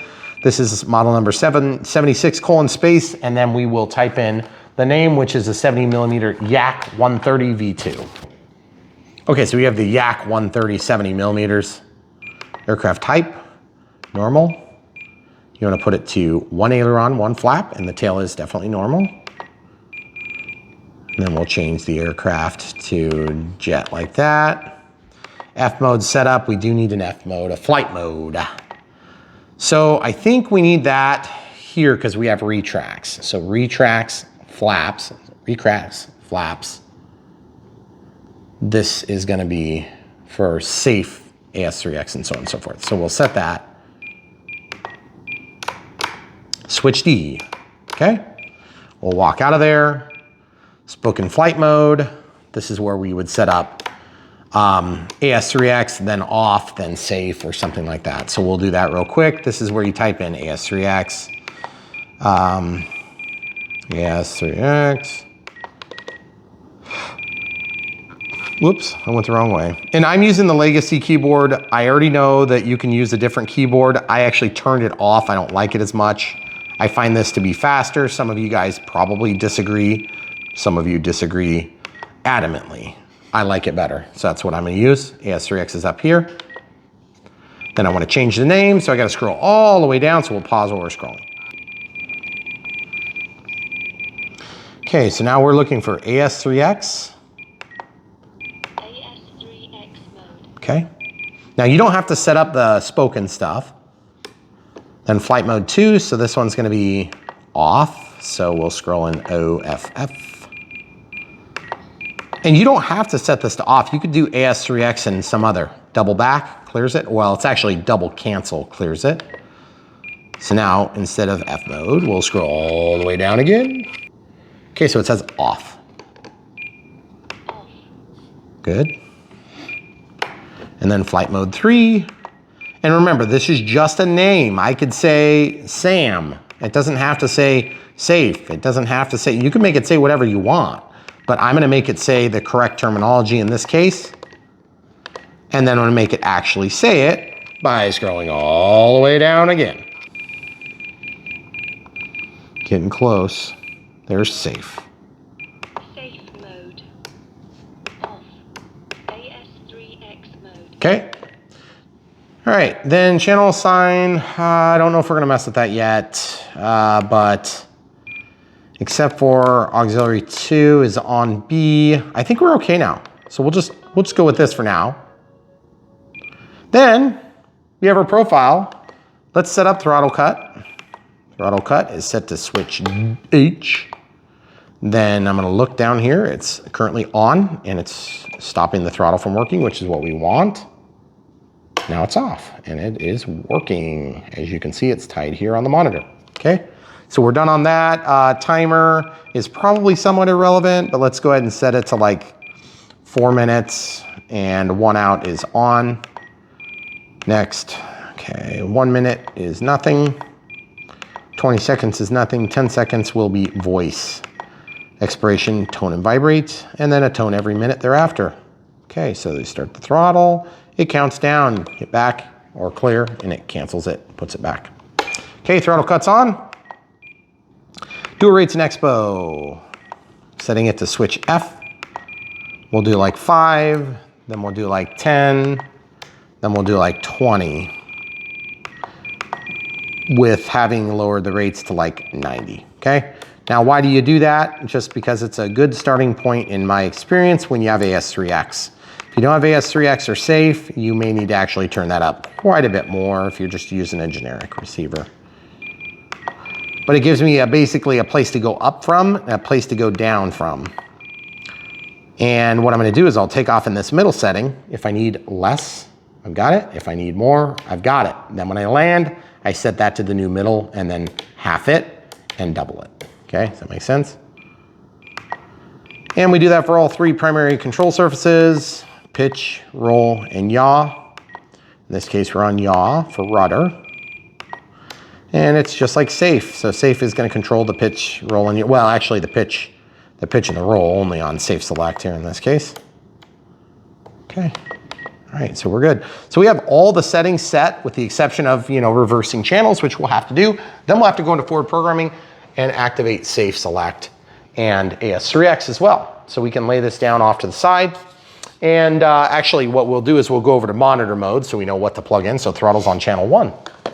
So now we just take the receiver. We've already got our telemetry data plugged in there. Now we can just plug in throttle, which is here, coming out of the ESC very obviously. And we know signal's up. So channel 1, we want the white cable going up. And I'm just trying not to tangle, so I'm just walking back out the way I expect it to be. Remember, the more work you do here, the nicer it's gonna turn out. So there's throttle. Next one's aileron. So aileron comes out of this goofy little box, okay? This goofy little box, if you don't like this breakout box, you can actually eliminate that altogether. But in our case, we'll just go ahead and use it so you can see how it is as per stock. That is if we have enough length to do so. Okay, aileron. So aileron is going to go to pin set number 2 with orange up, that's your signal. Ailerons. Then elevator. Elevator is the goofy one that goes back to a Y cable and it looks like it's looped through something in there. I don't know if you can show them that or not. Let me turn the flash on. Yeah, see it's looped. There's one wire that's looped around and under it. Be nice to not be looped in there. But it's also not the end of the world, so if I can't get it, I'm just gonna kind of abandon my efforts to worry about it. What always happens is we do these Unbox build radio setups and then I get myself up against the wire, and the same thing has happened today that's happened other times. If you look outside real briefly, it's gonna get dark and I wanna get this flight in today. The problem is I'm gonna end up rushing like crazy and then we're gonna have like a 5-minute flight window and it's gonna be a 3.5-minute flight, so it'll work okay in that regard. But then like, what if it's a terrible flight or it's too cloudy or the wind kicks up or whatever it is? It's super disappointing, so I wanna try to avoid that. Okay, I got it untangled at least. There's our elevator. So elevator is gonna go up and that's on port number 3. So you'll note that we skipped that first port because that's a bind plug, okay? Or the programming plug in this case. Okay, so we have gear. Well, let's just find out where gear is going. We skip rudder and then it's gear. So it's channel 5 for gear. Spectrum kind of keeps it the same most of the time. Some of the other manufacturers do it a little bit different. I don't really care because it doesn't matter. If I was using that, I would do it that way. Okay, here's flaps. Flaps is gonna go to auxiliary 2. Or auxiliary 1. Auxiliary 1, we don't have an auxiliary 2. We have auxiliary 2, but it's not for this. Okay, then gear. So you see how that goes out to the front. And then rudder. Rudder. What is going on with the rudder? Why is this all tangled and dangled? That's annoying. See that? It's all tangled and dangled and jangled. Let's unplug that and untangle and dangle and jangle it. It's going to the steerable nose gear. Oh! Yeah, it's just a Y cable. Okay. That's like the longest unnecessary Y cable ever. Oh my goodness, look at that. We may have to switch that out for another one. So that's going into number 4 is rudder, okay? So now our primary flight control surfaces, our flaps and our gear are all plugged in. And at this point, this thing needs to be spatially aware, so it needs to be mounted or fixed to the plane somehow so as to be in a position that can give good feedback. Megan and I talked about it. The camera crew is Megan, my wife, my wonderful wife. She suggested that we push this thing up here, and I like that, except I don't know if you can give them a shot. The only thing I'm not crazy about is this box falling, because like I don't really care about that box. I just need it to stay out of the way. So I'm just pressing it up there, and believe it or not, it actually kind of stayed up there because it's got sharp edges. So I just don't know if it's gonna keep staying up there. And then this can actually go anywhere, sideways, vertical, downright like this. But in our case, if it were to fit here, one could put it here. I just don't know if the battery will fit, is the big question. That actually wouldn't be too bad right there. But will the canopy go on? Yeah, that's what I'm saying, is if I got it there, I don't know if the battery will still go, okay? But it would be nice to just be able to see it still. Then this thing, of course, this stupid telemetry device is gonna be yet another issue to deal with. So we gotta kind of chase that along there like that. So then we do that. That's actually not so terrible. I could probably tolerate that. If the antenna will go, the antenna is not an issue. I can definitely work that out. Get that over here, get this over here. That should be no problem. And then we just stuff all this crap back in there. But then do we have enough room to get the battery in still? Yeah. Can you temp that in somehow so we can try it? Yeah, probably. Here, this is how we're gonna temporarily hold it in there. Okay. We're gonna take a piece of tape, do the loop back thing on it, and that'll just hold it in place temporarily while we kind of figure out if that'll work. Doesn't seem like it's gonna work very good, does it? It'll probably work good enough though. Yeah, that doesn't look like it's gonna work very good. It's in there. Okay, so now all that wiring crap needs to go back, but then this can stay out and this just needs to get tucked back as well. I think we can probably make that work. I just don't know if the battery is gonna slip back there. I think we might be good. And then this, we're gonna just make sure that we have enough depth. Let's try. Just be careful about your antennas and stuff. Okay. I think it's good. I think we're good there. Okay, so next thing we need to do is we either need to hot glue that or something so it's in there. Double-sided tape would be fine. I mean, this would be fine if it was like a super low quality crappy plane that we didn't care about, but I don't like that at all for a permanent fixture. I just like that for now. And the other thing too is I don't think we have perfect alignment. See, this alignment's pretty dang good right here along this surface here. So even though there's so many different angles going on here, this is pretty much, I think this is true, this here, okay? So if that's gonna be the case, and here's what we're gonna do. So I think this is what we're gonna do. We're gonna take these two antennae, we're gonna make a chase. I'm gonna cut at a slight angle, not very deep, just deep enough to get the wires in there, okay? I'm just gonna follow straight out, all the way out here. And then I'm gonna take, and I think we need to use a flat screwdriver, like a number 2 flat. And that will give us some way to stuff that in there. Now, that being said, all we have to do is just try to very gently get that in there started, okay? Just like this, and then slip it down in to the channel. See how we're in? Okay, just all the way along. I'm gonna follow this to open it up just a hair, okay? It's one of the nicest things about the media of foam. If you're dealing with foam, do we have an attack lion on our counter? What is going on? The cats have been acting weird lately. Especially that one. They're bored. They need to get outside. That one. They do. Yeah, they need to go outside so bad. But it's been so terrible out. Like we go out, but barely.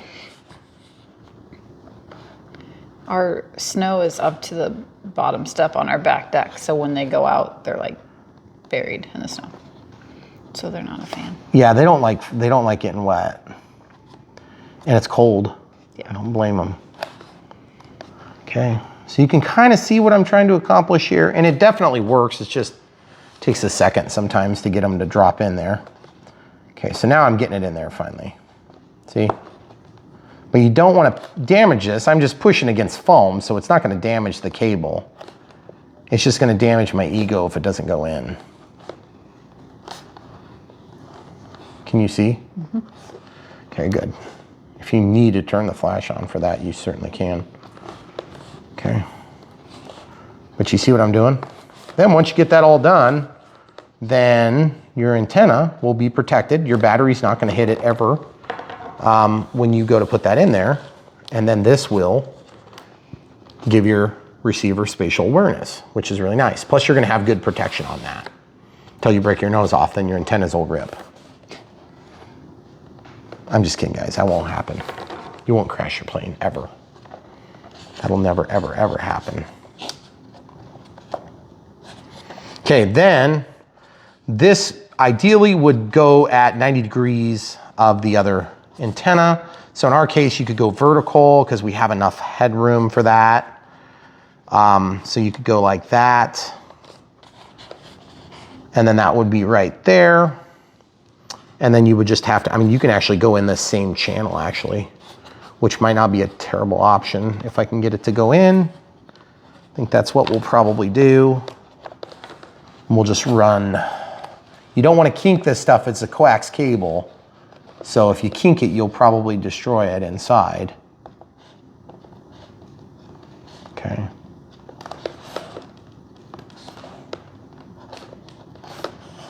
What is that cat doing? Just trying to play in the garbage disposal. Get out of there, you dummy. They're trying to figure out where the water goes when it runs. They're super interested in that. Okay, X-Acto knife. So this is just going to be a very shallow cut with a bit of an angle. And I'm not going to cut the other wire. I'm just going to real carefully go up close and then not cut the other wire. See, just like that. And then I'll just poke that last little bit. You see how it's at an angle? Then I can chase that down even deeper than that little tray, the battery tray. Okay, so just like this, make for a nice, neat install.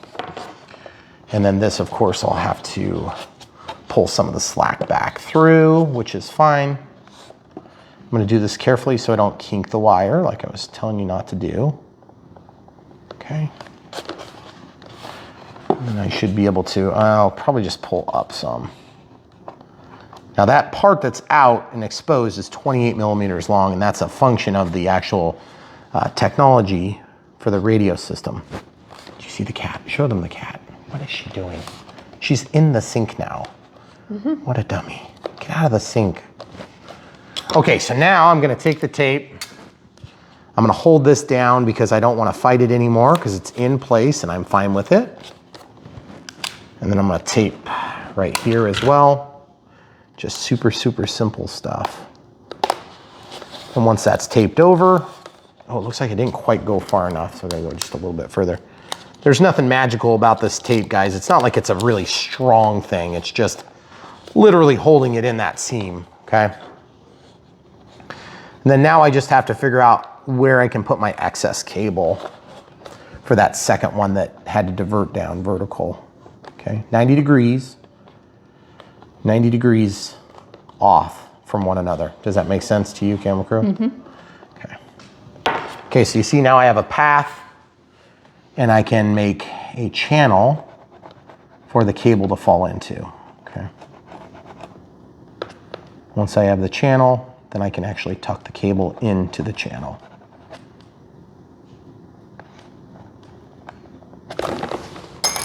It seems like a lot of work, but you know, this crap is gonna be in the way otherwise.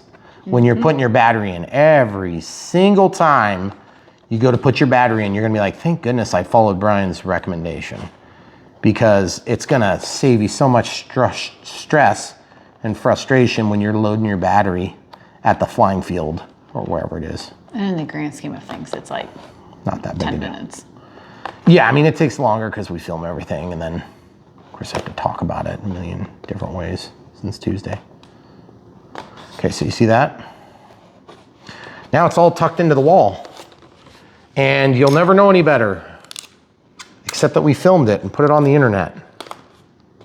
Okay, so now that's in there. It's in there to stay.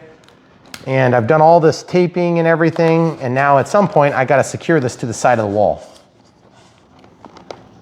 Okay, so what I've found that works really nice is if you get embedded into a location like that, and you really like the location, but you decide to like do this in the reverse order because you're filming it for a YouTube channel, what I found that works really nice is I'll peel off the tape at the last second, and I'll do some dabs of hot glue, and then just run the seam. So I do a seam here, boom, boom, and then sometimes I'll take a Q-tip and I'll glue onto the Q-tip and I'll run it along the bottom too. It doesn't take that much to hold this receiver in place, but that does work good enough for what we're doing, and it'll be totally sufficient for what we need to do. So with that, we're gonna pause and get the hot glue. All right, so what we're gonna do while we're waiting for the hot glue gun to get warm is we are gonna just real quick inspect and make sure everything is good here. So that's ready to rock and roll. If you were in any doubt, you could also take a big thick piece of heat shrink and just heat shrink over this, but just remember you're gonna add a lot of weight if you do that. Also, these quick disconnects here are not very well protected. So when you make a giant bundle of stuff back there, it's gonna be real easy for that to undo. So I would highly recommend, if you can, while the glue is out, maybe just throw a little bit of glue. This has got it's got a catch on it, so it's not gonna easily release. They still, in a crash, it will. But in a crash, you got other problems to deal with too. So the flap lines, I'm just kind of thinking about what needs to move up.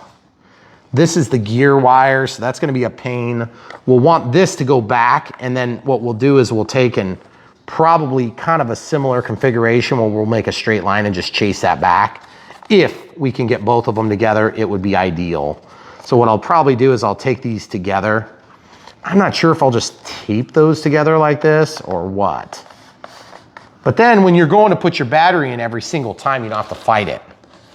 Okay, so at this point,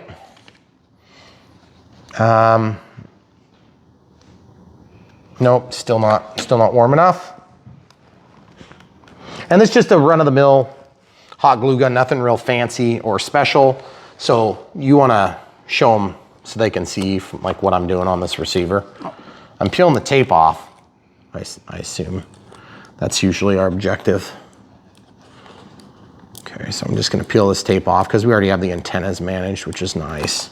Okay, so that can be discarded.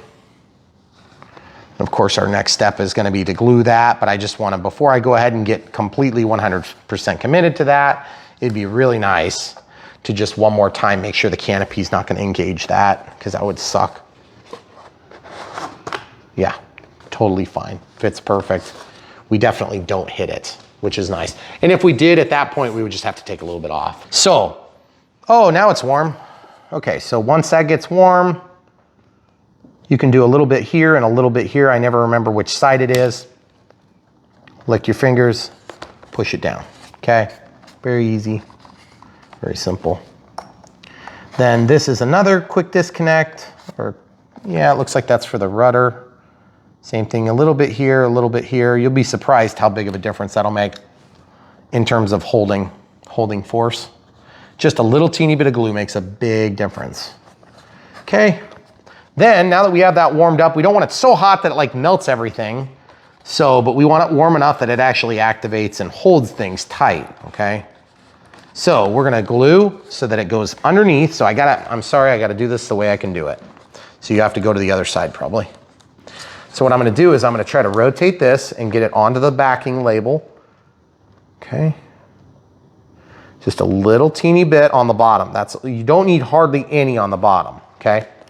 Hold that where you think you want it, and then make sure that you have it secured in the angle you want, so you don't have to do a correction in the safe select, okay? I'm kind of pulling it forward just a hair. And that, honestly, that's probably all you would need to do. But remember, this is foam, so it's gonna resist cooling, okay? So then we'll just do a little teeny bit here along the seam. And then don't worry about the strings. You can get the strings after the fact, like that. And just kind of clean it up while it's easy, okay? And that's gonna be in there really good now. So that's pretty much it there. We could move on from that because that's gonna be secured now to the plane. I don't think we need to glue the bottom seam. I just don't think it's necessary. I think we're gonna be good. All right, so now all we have to do is tuck all the wires up and then somehow manage these two. These two are gonna be a pain in the neck because they're just in an awkward spot. So I have a trick that has worked in the past for me. It doesn't always work amazing, but we're gonna try it on this plane. Okay, see how they're stacked? Okay, watch this. I'm just gonna stitch it in. Lick your finger, spread the glue. It's kind of gross, I know. Let it cool, let it burn your finger, okay? That stays, right? Then I'm gonna tack it in right there again. I'm gonna stack these two on top of each other while that glue's getting cool, and I'm just gonna stick it in there so that the two flat wires get covered up. You see that? So it's different than what I did with the antenna. I want the antenna well protected. This I'm less concerned about protecting, and I'm more concerned about just getting it back there, because I'm gonna have to cut a big seam to put that much wire into the frame, and it's gonna weaken it to a degree. So I'd rather not weaken it if I can get away with doing it this way, okay? So I'm just taking these wires and just stuffing them back into this cavity. There is quite a bit of room. It's triangular in its shape, so it goes like this. So the battery's gonna stop, and then there's still room for the actual leads and everything to be kind of stuffed back there. You see what I'm talking about? Look at the cable management now compared to what we started. Who cares how messy it is back here as long as it's not gonna come undone, right? Now, I'm just gonna keep chasing this back a little bit at a time until such a time as we have the dang thing glued and controlled and mitigated to be not such a gigantic mess, okay? Lick your finger, spread the hot glue, make sure you don't burn yourself too bad. See, it just works, guys. It's not hard, but it just takes a few minutes, just a few minutes longer than the sun would stay up. That's all. Okay, so I'm flipping these so that they're flat. And this cable management, I hate to have to do this stuff, but let's get real. I mean, think of the Viper 70, for goodness sakes. Oh man, that thing has the hugest chunk of wire that you've, just about ever seen. So at least FMS did give us a nice breakout box that I immediately ripped off because it was so stupidly mounted. Okay, so you see what I'm doing here? Just chasing it back. Next thing you know, it's gonna be in there and it's gonna be good, okay? And I'm keeping this out of the way because, we do need to be able to access that. And you'll note that this is the battery wire that gives us the telemetry on the pack voltage. So you could technically plug that into something else if you wanted, I suppose. Okay, so now that's,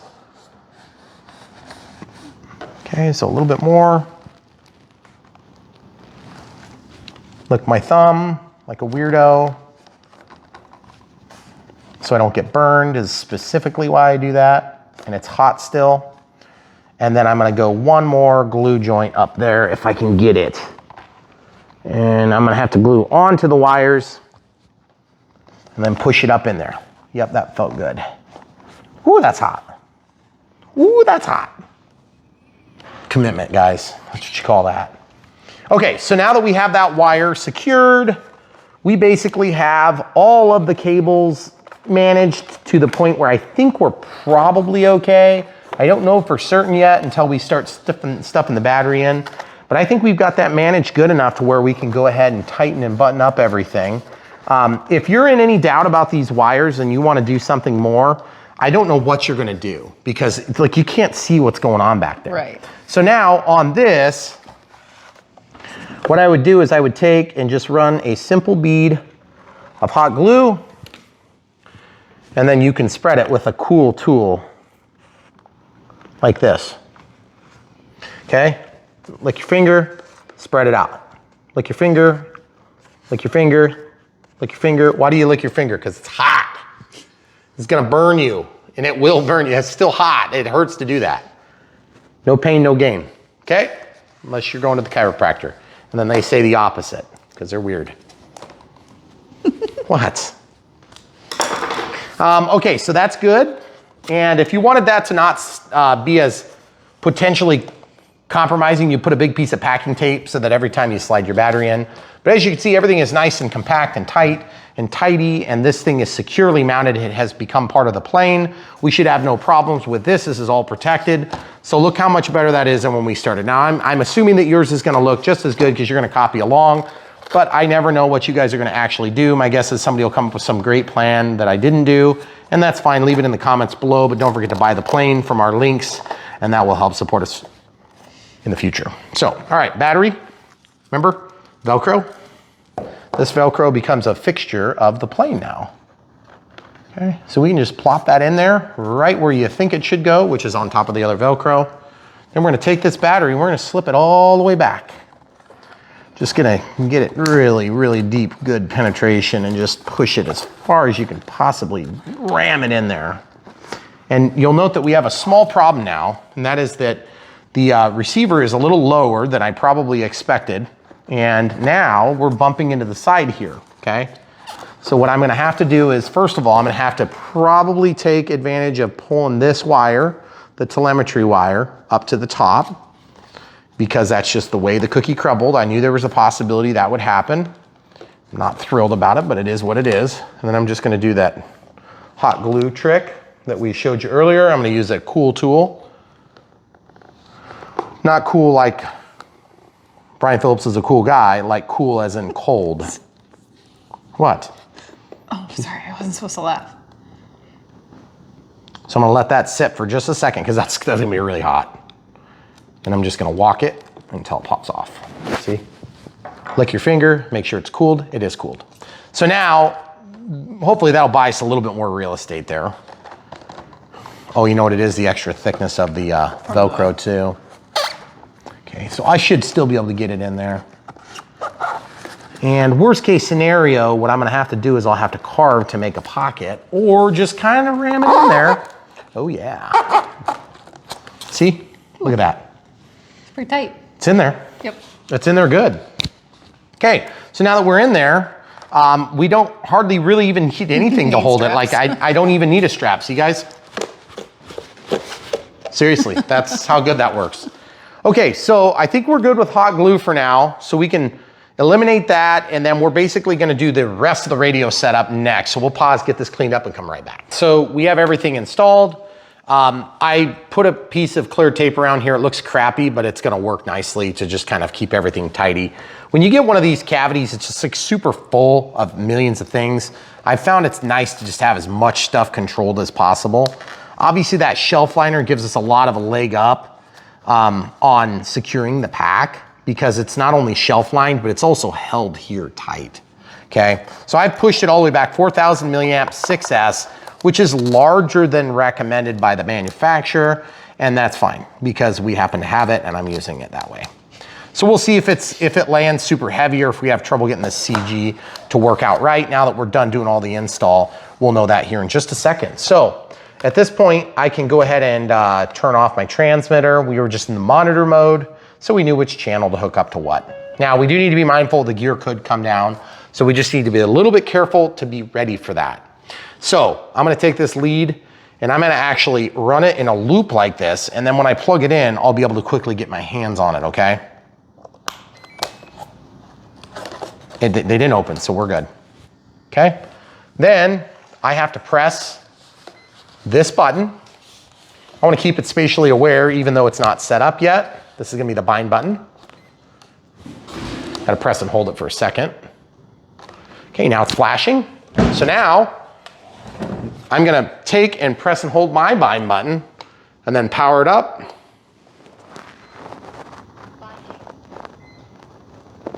Bind failed. Okay, so now if it fails, I'm going to click, scroll down to bind, and then I'm gonna just try again, but go a little further away. Bind, got it. So, careful. Telemetry. Okay, now I need to watch out for gear. Auto configuration. Okay, so we're good. So now I'm gonna just quick toggle gear. Okay. Ooh. Nice. Oh yeah. Those are cool gear. That is some cool gear. I love it. That is so nice. Okay, so the trailing link gear are awesome. We haven't made our flap assignments or anything yet, so that's why the flaps are midway. Ailerons, elevator, rudder, steerable nose gear, and my gear is also reversed too. So what I'm gonna do is I'm gonna actually, now that we have it bound, I'm gonna go ahead and take this lead, show the people what I'm doing. See how I have a lead here?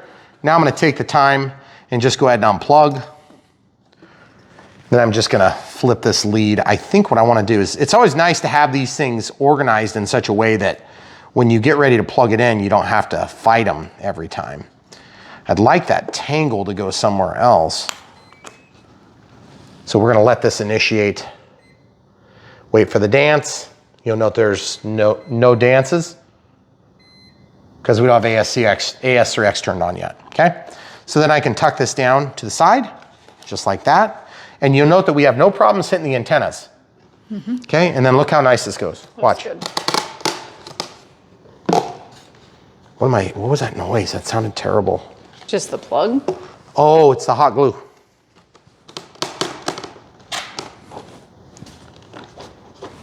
Did you hear that? That chirp. Yeah, the servos fluttered. Okay, so I think we're okay there. So my next step is I'm gonna turn it so it's pointed away from me, so it's not a big confusing thing for me. I'm gonna take a look, first of all, at the surfaces. Elevator up, elevator down. There's a little asymmetry here. We need to fix that, okay? Now, we know that safe isn't on because we don't have safe yet activated. This is a rudder. And the steerable nose gear is going the right direction as well. You wanna show them that. So I'm pulling to the left, pushing to the right, okay? Then take off flaps, don't do anything. Landing flaps don't do anything because it's not configured. Ailerons, that's backward. First thing, servo setup, travel. Scroll over to reverse, ailerons. Roll left, roll right, elevator up, elevator down. Yaw left, yaw right, steerable is good. Then the gear is backward. So I'm gonna click this and then quickly flip my switch so that I don't lose my gear. Okay? So now I can pick it up and test. Show the people. Oh, that is sweet. Note that all three gear go forward, which means you're gonna shift your center of gravity so that it becomes a little bit more nose heavy on landings. You need to be aware of that, so test with your gear down, okay? We tested with our gear up, 4000 6S. That's a big battery for this plane size. All right, so let's continue onward. So elevator up, elevator down, roll left, roll right, yaw left, yaw right, no flaps. So why do we do that every single time we go through the whole thing? Because every time I make a change, I wanna make sure that that change didn't cause another change that we don't know about. Now we know. Okay, so let's set up flap system. Flap system, switch B. It's on auxiliary 2, and you'll note that nothing's changing, so I wanna decouple auxiliary 2. I wanna decouple auxiliary 2 from switch B. So before we go any further, we're gonna go to system setup, disconnect RF, go down to channel assign, and I'm gonna take auxiliary 2 and deselect it from that. So now we go to monitor, nothing happens. Good, we just want flaps to move. So let's go to flap system, switch B, cool. Except, honestly, auxiliary 2 should be moving. Oh, there we go, okay.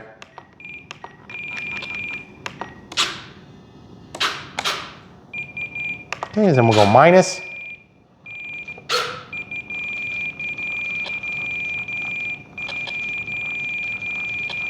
I'm just going until I see alignment from here to here, and I'm just kind of double spot checking the other side too. Okay, so that's all the way up. Okay, so let's set that to 0. Let's set the speed to 2 seconds.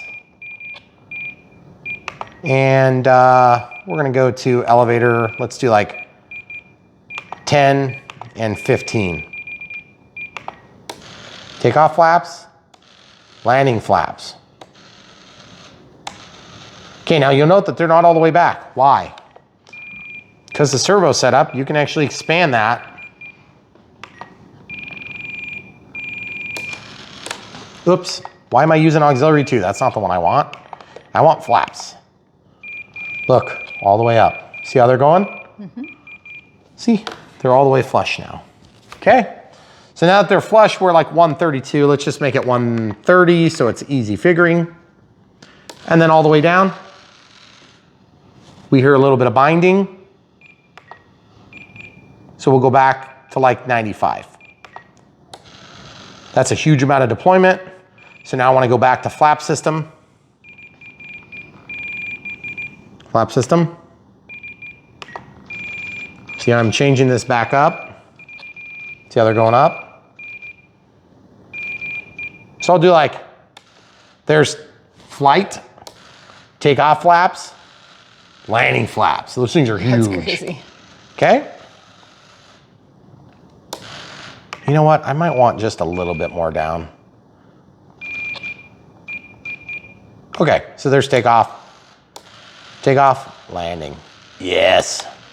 Now you'll note that this changes just a little teeny bit. We're gonna do a little bit of correction and then we'll probably end up having to make adjustments on that. Okay. So we have everything working: elevator, ailerons.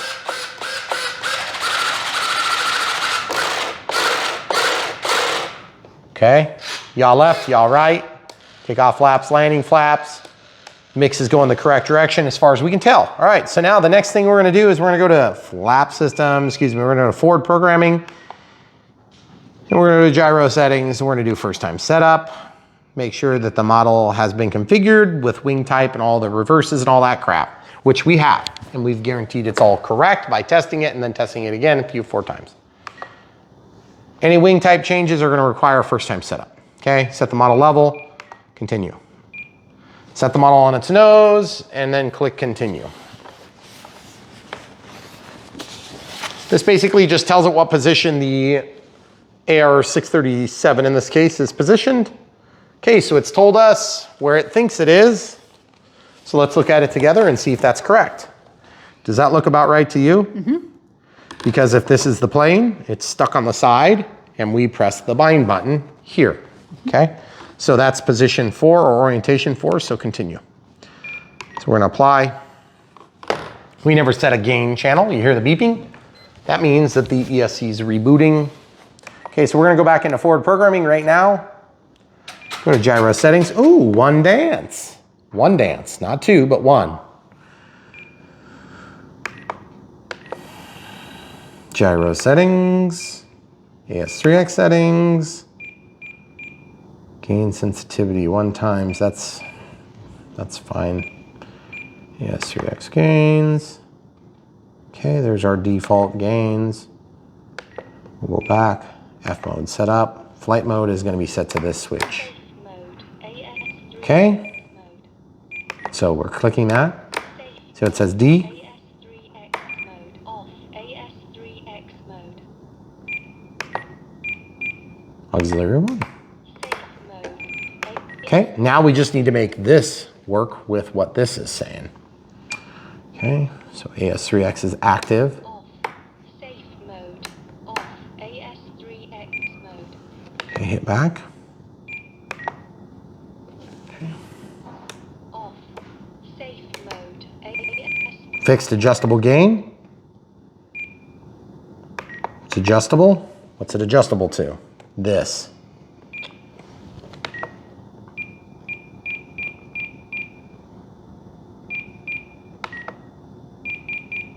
We never did set that though. First time safe setup. FM channel, that's already set. Put it in the safe setup. Continue. Continue. Continue. Continue. Okay, so we're in 3. We want safe on with self level and angle demand. So that's limited bank angles and auto leveling. Off. We want this off and that. You see how it's not changing? AS3X mode. Okay. Safe mode. AS3X mode. We have to do it twice, evidently.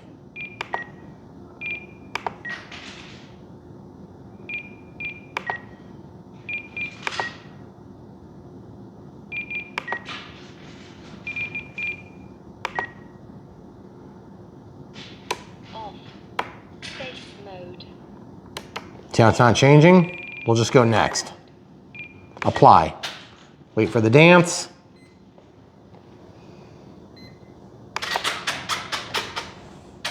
Two types. That means safe select is active. It's not on, but it's active. Okay, now forward programming. Gyro settings, safe settings.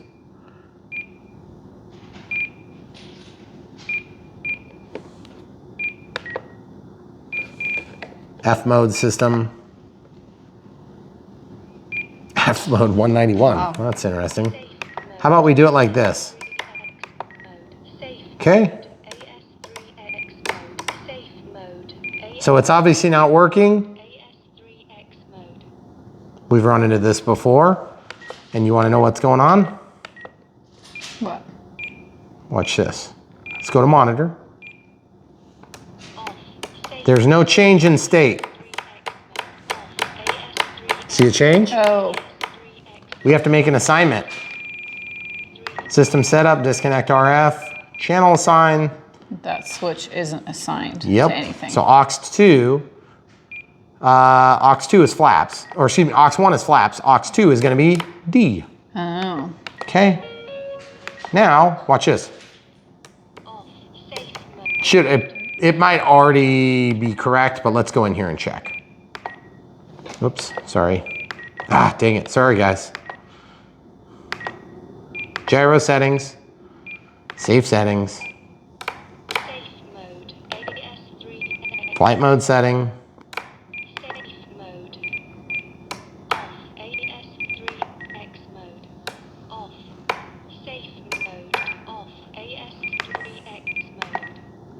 I'm just going to change it to something else. Oh, see how it says aux2 up there? Huh. Duh.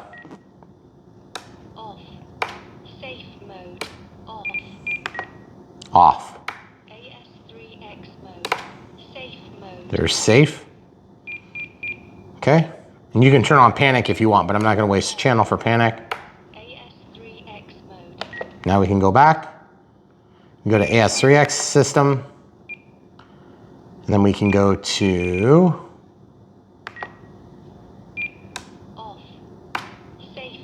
cool. Okay. So now what we need to do is we need to make system setting, relearn servo. This is what you would do if you were changing a servo setup. So there was like a reverse or something. Orientation, gain, channel select. Okay. So watch. aux3, aux3, aux3, aux3, aux3. Okay. And that's on 1x. We can change that to 2, 3, or 4. Well, it's 1, 2, or 4x. You can also do half an x or 0.25x. Okay, so now we're going to see what we've got going on with AS3X. AS3X is not active because we haven't given 25% throttle, but safe is active because safe does not require that AS3X be activated. See? Okay, trying to find the quickest route to level. Also look at the elevator. Elevator's trying to bring the nose up. Now it's trying to bring the nose down. Okay, so safe is working. Yep, everything's working there. So, elevator up, safe is off, safe is on. Roll, safe is off, safe is on. See how there's less? Now let's go to AS3X, let's give it some throttle. Throttle cuts off. That sounds good. Okay, throttle cuts back on. So, elevator should be going up, should be going down. Aileron up, aileron down. You can barely see what's happening. In person, I can see, but you guys can't. So watch this. I'm gonna show you a trick. So I'm just gonna hug the plane. Look what I'm doing. All the way off, all the way up, all the way down, all the way up. Same amount of movement, okay? Up is up, down is down, up is up, down is down, up is up, down is down. Yaw left, yaw right, okay. Just whatever direction I move it, I want that control surface to go the same direction for correction, okay? Now you do need to test that in AS3X and safe. but I'm going to show you a trick so that you can see the change even easier than that, especially if you're new. You'll want some help, I'm sure. So click, scroll down to forward programming, connect, go to gyro settings, go to F mode. Is that where it is? No, it's in safe, AS3X. Watch this, 4 times. Now watch this.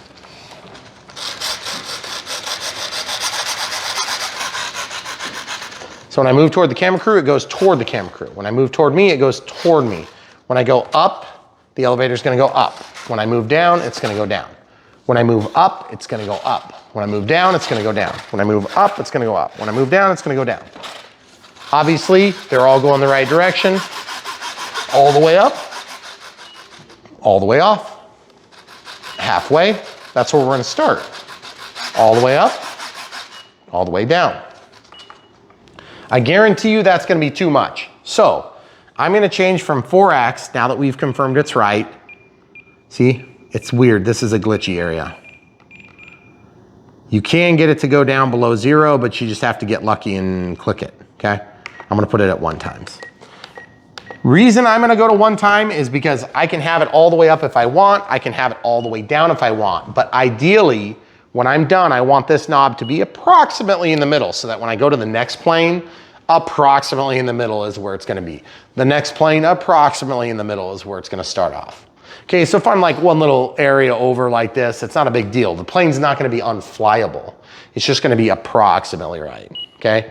I might get up in the air and say, it needs a little bit more gain. Needs a little bit less gain. But that's the way I can do that quick. Okay, so we have AS3X set up and tested. We have flaps set up and tested with an elevator correction of 10 and 15 correction, 2-second deployment speed. We have roll, we have elevator, we have yaw. We also have the landing gear, which we'll test again. Landing gear, of course, are gonna go up. Beautiful. Then we're gonna basically take this plane and we're gonna check the CG again. With our ordnance on or without should be a minor consequence, they're so light. Okay, on the back hole, we're nose heavy. On the front hole, we're a little bit tail heavy, which is good. It's kind of like a good balance, I think. Then, with the gear deployed, we're gonna probably shift, unfortunately, to a nose heavy configuration, or really close to it if it's not. I was having trouble finding the spot. Just off.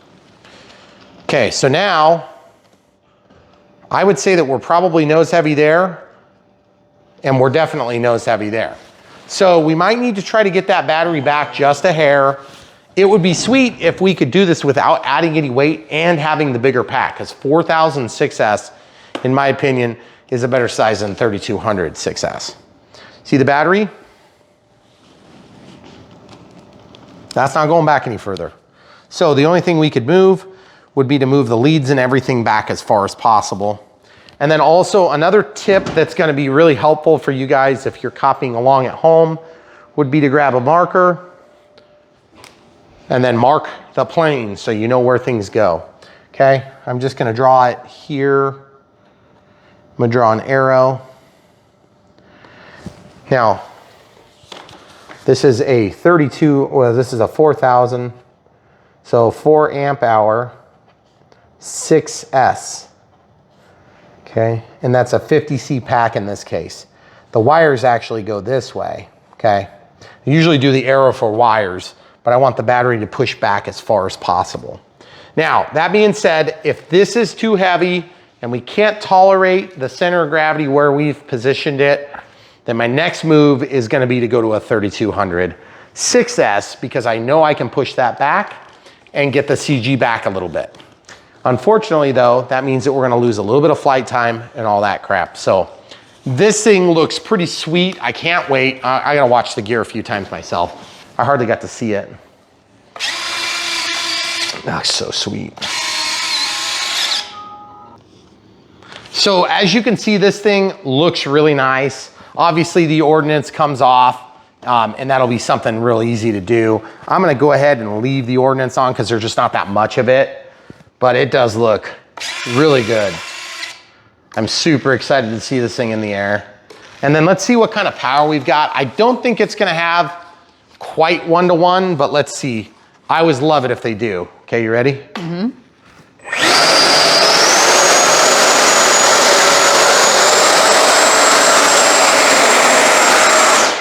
It's close, but it's not quite there. So that's still fine though, because I think the thing is gonna fly fast. And the big thing is if you get a 1-to-1, you just have so much juice going. And I was just looking in here, show the people at home, there's a wing spar right there. You can see the wing spar going through. You see the wing spar? Yeah. Mm-hmm. So that's kind of strange. But otherwise, very happy with this plane. The build left a little bit to be desired on plugging in wires, but I didn't think it was that bad. No. I mean, overall. And then honestly, I feel like we got a nice clean setup. For being a jet, for being an EDF jet, I'm very happy with the way that turned out. It could definitely be worse. So hopefully you guys enjoyed that and you picked up some tips that will be helpful for you. If we did help you out in any way, give us a like, guys. And then don't forget, the easiest way you can help support our channel, Brian Phillips RC here, Megan and I, and of course the kids and everything, would be to just buy these planes when you like them. If you hate this plane and you think it's the ugliest thing you've ever seen in your life, then by all means, don't buy this plane. Buy another plane that we reviewed that you like. And we have many, many links in the video description below. But I mean, honestly, one thing I've learned as we've gotten more and more in depth in these reviews is that there are a lot. I was just looking at this tail to see if we have good alignment on the elevator, because it looks like we're really dang close. I would say it's probably not worth fighting. It looked like maybe the left side might need to come up. But anyway, what I was getting at is, as I've matured in my interest into the hobby, the aircraft and stuff like that, as a kid, I would have said, I hate this plane. Because it's not my plane. It's not my F-16, it's not my F-18, my F-14, whatever it is. But if you grew up seeing the Yak 130 as a kid at air shows, you're probably gonna love this thing. So the big ticket item is, as I've gotten more into this hobby, I have learned to appreciate planes that I once thought were terrible, which is so weird. Case in point, and I've mentioned it before in previous videos, just so you guys don't think I'm full of BS, which you already do, I'm sure. The Mini Moa, for instance. I used to think it was like the ugliest plane ever. Now I just think it's really cool. Same thing with this thing. A couple years ago, I would have said, yeah, no thanks. But I really like the way it looks. I think it's cool. I think it's interesting. It's got a different feel, a different look to it. And obviously, you know, in the arena of doing reviews of airplanes, we see a lot of the same stuff, which is not necessarily bad, because every time they come out with another P-51, it's better. So that is all you get for this video. We really appreciate how nice these FMS have been turning out, and we hope that you guys have been happy with them too. Obviously the NX8 has been working out really nicely. Super, super impressed with the forward programming. We've had very minimal issues with it. Yes, there are a few glitchy items once in a while. Like for instance, we always seem to have to set up save twice. Now, as you noticed, we didn't make our assignments right on the first go round, but we always show what's happening in real time. So bear with us as we go through that. Obviously, when we get this new equipment, we have to figure it out too. But the AR637T, we should probably know by now. Oh, also, if you want to do the beep, beep, beep, boop, boop, boop, I want to show you that real quick, because I'm not going to use a Vario on this. A Vario has to do with a barometer that's inside of the receiver. So you actually will have telemetry data on altitude. See this? Altitude. Volts. See that? Pretty cool. You can clear it. Okay, there's your Vario. Now it's not gonna make noise unless you tell it to make noise, okay? And I'll show you how to do that. So if this was a sailplane, that'd be an awesome tool to have. So let's just watch that screen for a second and just keep watching. Now look at this, whoop, whoop, whoop, whoop. See how it goes up and down? Now that's only a small change, but if you were going into a thermal, you could actually see that here. But you're not gonna be sitting here looking at this, you're gonna be looking at the plane. So what do you want? You want an audio event. So you go down to audio events, and this is where you can set your warnings.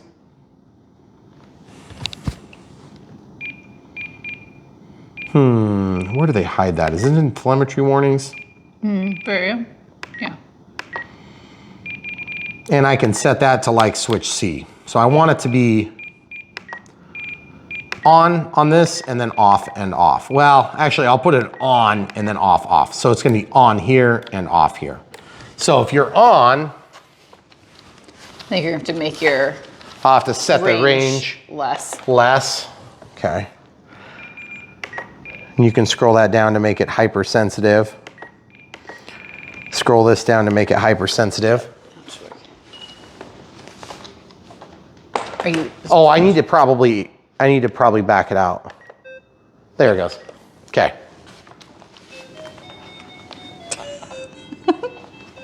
That is the most goofy thing. But it is really nice. If you actually have that set right, what you would do is you would go into your audio events, telemetry warnings, Vario. Now, hold on. If it's annoying you, okay, all you have to do is just flip the switch, okay? It's also under audio events, okay? And then that would actually be more like 3 feet, 3.2.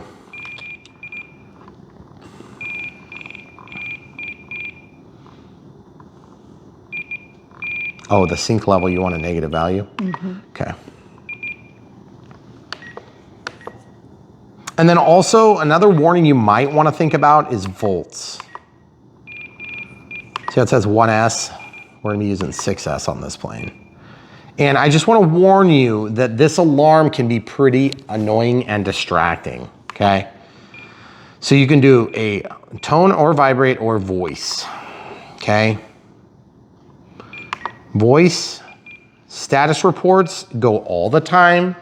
Warning reports only go when you reach a warning, and then they should go every so often based on what you've set it to. So 15 seconds is probably enough. And then what you want is you want this to be set to the right level. So if you have like 6S, then it would be 6 times whatever value you want the warning to tell you about. One warning, big warning.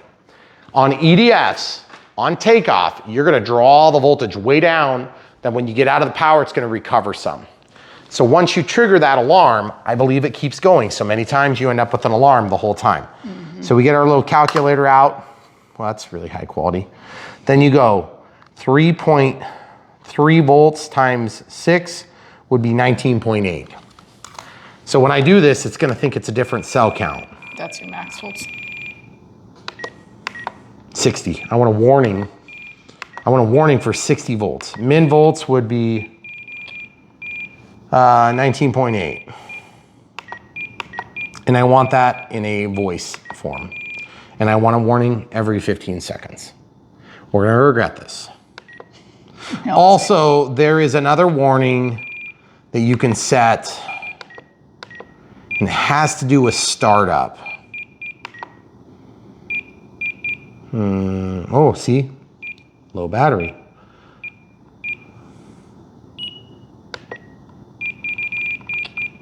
Power sounds. Is it system sounds? Center tones, generic. Model start. Okay. So there you go, guys. Lots of different things you can do. Obviously, when you get your own, you can play with it, kind of figure out what makes sense to you. But the audio events can also be extremely distracting as a new pilot. So you may want to think about turning your volume down a little bit so that if you are flying, you can hear, but you have to think about it. If it's at like 100%, 100. she is gonna distract the heck out of you. For 3.5 minutes. Yep, exactly. So what I would recommend is just run it maybe a little lower. I usually run it like 50% just so you guys can hear through my mic, my lav mic. But at the end of the day, what a sweet looking plane, guys. Buy one from the link in the video description below. If you don't wanna buy this, or you can't buy this because you're overseas, it's too expensive to ship or whatever it is, but you still wanna support us, we have PayPal and Patreon, both available. And a special thanks to our patrons who are helping to fund the channel on a regular basis. We really do appreciate that. And for those of you that do the one-off gifts through PayPal, we appreciate that too. But really, we always think the best bet is to buy a beautiful plane or a beautiful piece of hardware that you really want. We'll link to the plane, we'll link to the battery, and we'll link to the transmitter as well as the receiver in this case, because this was a plug and fly, and we always do that. We're also working on another utility that you guys can use going forward. I don't know when this is gonna go live, but we're working on a site where you'll be able to exit, go to the website, see what you need to see, the stuff you wanna see about this particular plane, and that helps us a lot because every time that there's a change in a link, we have 1,500 plus videos that we have to update. So we're working on that, making a lot of technology upgrades so that our channel can be just a little bit better every time we do a video. And so obviously, special thanks to camera crew for doing such a good job and tolerating me. But anyway, 4K, hopefully you're liking it. Hopefully it's not just like disgusting with that much detail. But we will get you a flight. As you can see, it's dark. We missed our window by about an hour and a half. Wish I could say that didn't ever happen, but it does all the time because I'm part of the equation. And it's January. And it's January. So soon it will be dark at 9 o'clock and it will get bright at 5 o'clock in the morning. So it's like, you know, when that happens, we have a lot more opportunity to fly for you guys. But in the meantime, we'll just go out and do it at like minus 10 degrees because we know you want to see us suffer. Thanks for watching. Come back for more. YouTube, it's Brian Phillips. Look at this. We've got the Yak by FMS. This is the Yak 130. We've got the ordnance on here. Look at these sweet trailing link retracts. Super excited to bring you this. Big old flaps and then removable ordnance. We're going to fly with it. And just so you guys know, it's windy. That's why we started right next to the windsock. We're going to take off from the main runway today, which we don't ordinarily do, but I figured the wind might be cool for this jet, so let's do it. 70 millimeters of EDF pleasure. 6S 4000, we got the CG just right. Okay. Holy cow, that got off the ground quick.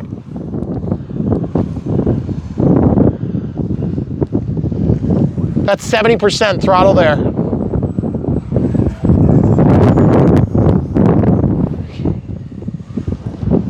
Oh man. It's a little chilly out here. It's a little tibbit nipply here. 15% throttle, need a little bit more gains. On the stabilizer.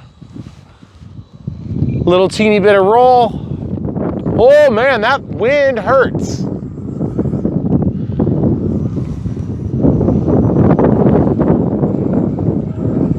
So far so good. That thing seems way more zippy than I thought it was gonna be. Okay, a little bit of flap clicked in. We've got our takeoff flaps going here. Man, look at that rudder. Did you see the rudder trying to keep it square? Okay, full throttle. And look at that, guys. Just amazing. Way lots of authority on controls here. We will definitely be filming this. Turning down the stabilizer. Man, this thing is crazy fast. Okay, full speed pass if we can get it. That thing cruises.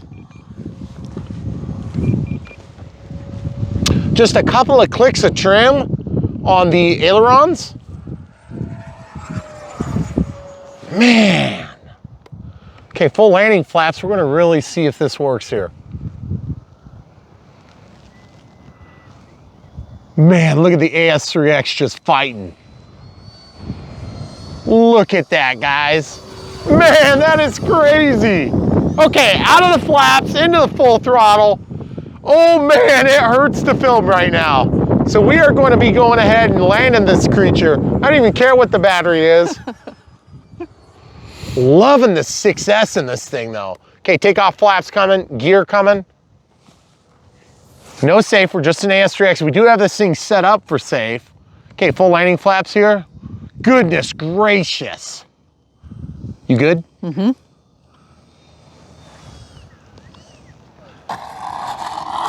Oh my goodness gracious, guys. That was so uneventful. It is freezing cold. Yeah, it's colder than that. It hurts. It hurts below freezing. Look at the windsock. It's just blowing us in the face. All right, get that beautiful, beautiful plane. right, guys, so for what it's worth, we don't ordinarily film in extraordinarily uncomfortable filming environments, but I cannot believe how good this thing did. It might have looked kind of bad in the air, but I can tell you this, it was definitely flyable and it's terrible conditions. I can't believe how well it landed with the wind.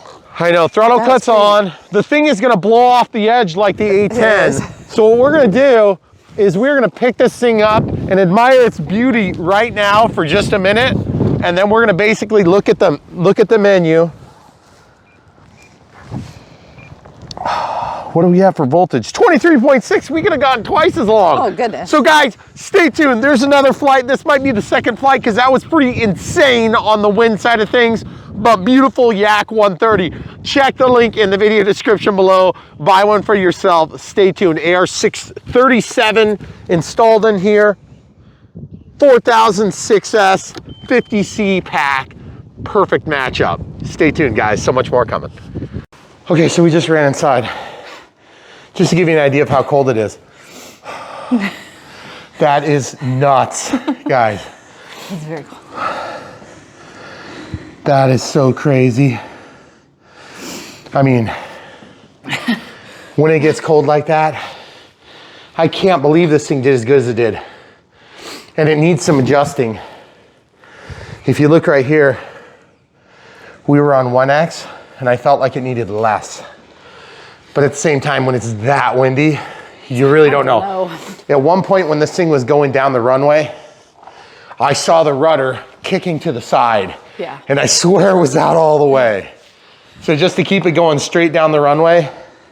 But man, look at that. Absolutely, completely uneventful landing. Those trailing link landing gear are just absolutely fantastic. So guys, there's more coming. We just had to show you that. Look, it's already changed back. Yep. But it's just amazing when it gets to being that cold. What are we, probably about hovering around 0? Yeah, it's supposed to be 17 below tonight. But that wind is probably going, I would say 25 miles an hour. Yeah. So the wind chill's probably like minus 15. And it hurts. Very cold. Like my ears are still like in pain. My hands, even with the single, I did 1 layer nitrite gloves, or nitro gloves. I'm not sure why I did just one, but it was not enough. No. But look how beautiful that thing is. Very cool. So anyway, stay tuned. We've got the Unbox build and radio setup coming too. We're gonna film this in its entirety on a better weather day because I feel like we didn't give a chance for this thing to shine, and boy, that was good. This will definitely do the main runway because you see how fast it got off the ground. Yeah. Granted, we had 25-mile-an-hour advantage with the wind. And also, I feel like the elevator, the flat to elevator mix might be a little bit much. It seemed like it was nosing down just a hair, but we did 10 and 15. So in fact, we might just adjust that right now. Are you sure you don't want to wait for better weather? We'll adjust it more. Okay. I'm gonna go from 10 to 6 and from 15 to 9. Okay. So we'll go 6 and then 9. So that basically, on takeoff deployment, we have much less deployment, but those things are like barn doors, which is phenomenal, especially on a jet. It's really cool to be able to slow a jet down, no problem. And that wind on a warm day, that'd be cool. But on a cold day like this where it hurts, not so much. Anyway, stay tuned, more coming. YouTube, it's Brian Phillips. Look at this beautiful Yak 130 by FMS. Trailing link landing gear, which we are super excited about. Look how sweet that is. Ordnance comes off like usual, 70mm single EDF. We have this thing equipped with AS3X and safe via the AR637T. So that does have the beep, beep, boop, boop. So what we're gonna do is we're gonna get you guys a flight despite the minus 10 degree temperatures. You told me it was only -9. I guess I lied. Okay, so throttle cuts off, takeoff flaps engaged. Here goes nothing, and yes, voltage telemetry. Nice. So I do have a 4-minute timer, but I don't think I'm gonna trust it. Oh my goodness, that gets off the ground so quick. That's crazy. Out of the flaps, out of the gear.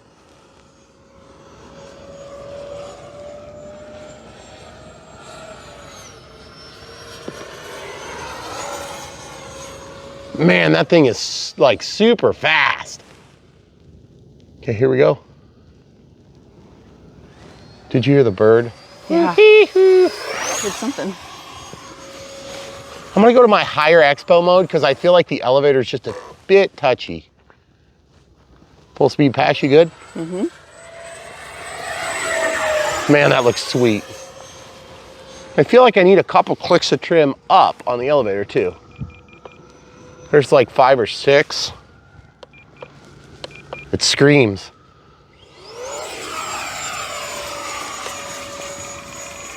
So you guys want to know a little trick on trimming the elevator? Hold the elevator with your hand until such a time as you don't have to hold it to keep and maintain the attitude, which is super sweet. Looks like we got just a little bit too much Aileron Expo, so we can turn down the roll rate. Takeoff flaps coming in now. Oh man, that looks so sweet. 50% throttle here. Full throttle. Baby, that's beautiful. Full landing flap pass.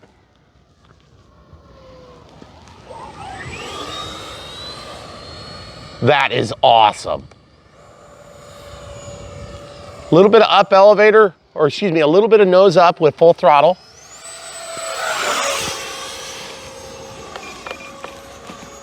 That was a little bit more down trim, just trying to get things dialed in.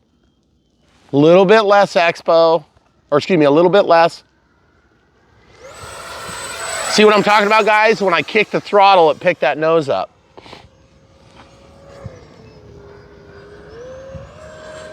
Here's the full roll rate.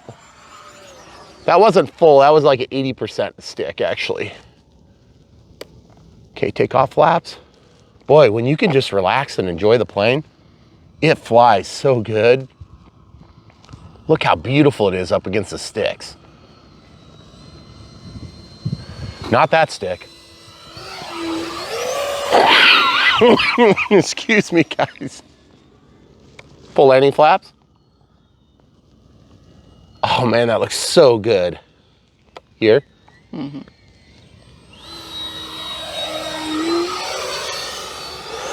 Into the power, out of the flaps.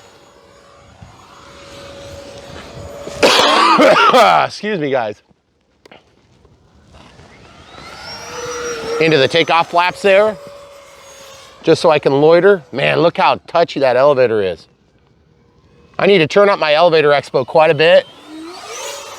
Okay, out of the takeoff flaps, full speed and straight up, sort of.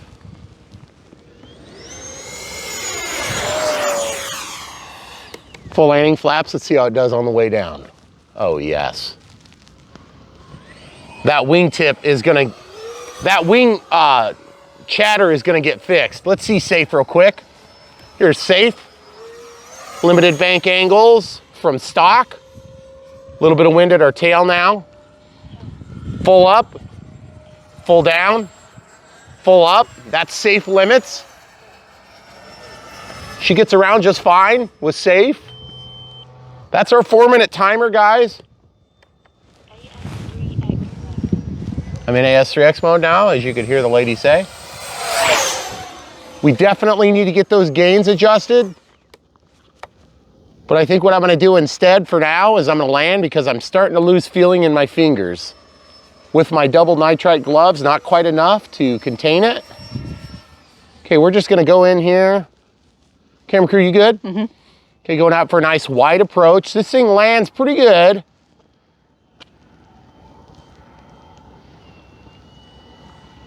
Really good slowdown. Flying into the wind still. Woo! Takeoff flaps, out of the gear. I was trying to follow the wind, and it must have picked up on me just a hair. I'm gonna turn up my gain to 50% on the roller. Okay, camera crew, take a couple steps toward the runway for me. Mm-hmm. Okay, full landing flaps and gear. I can't tell where you are. A couple steps in front of you. Okay, that's fine. I'm just saying, so you know.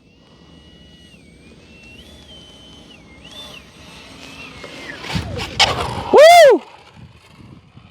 Ooh, she's tippy. Full up elevator, just trying to slow it down. And of course, we're just gonna drive it outside. I can't see very good with those snow berms, so it stopped. Okay, I'm gonna run and grab it and come back, okay? Okay guys, so I'm running cold water over my hands because they hurt. It's really cold. Flying in -10 is not very fun. And I got double nitride gloves on, nitro gloves. And look at the canopy, guys. Yeah, it's like still foggy today. So I wanted to show you this stuff outside, but it's just way too dang cold. So we're coming in 22.7 volts. And I had to run out there and get it. Even this is frosty. Look at that, guys. It's only been out there for a couple minutes, so. Anyway, the whole point of this is, let's take a look at adjustments now. Okay, so here's the adjustments I think we need. I need you to stand where you were. That way you block the sun. Okay. So we have elevator trim, a little bit of rudder, dual rates and expo, elevator. I'm gonna go to my middle setting. I'm gonna change this to like 30. And I'm gonna set this to probably 80. Give myself an out. So we'll go to 45 if that's not enough. And we'll leave our low expo mode. Felt like the elevator was the only one that really needed adjustment. Rudder was fine. And the ailerons were fine on that middle setting. So we still have a little bit more if we need it. And then what we can do is we can go into forward programming. We just change the roll axis. So gyro settings. Yes, 3x. Gains. Okay, so rolls at 40. I'm gonna reduce that down to 25. Pitch, I didn't feel like it was overly pitchy correcty, but I did feel like we had a little bit too much pitch control in general.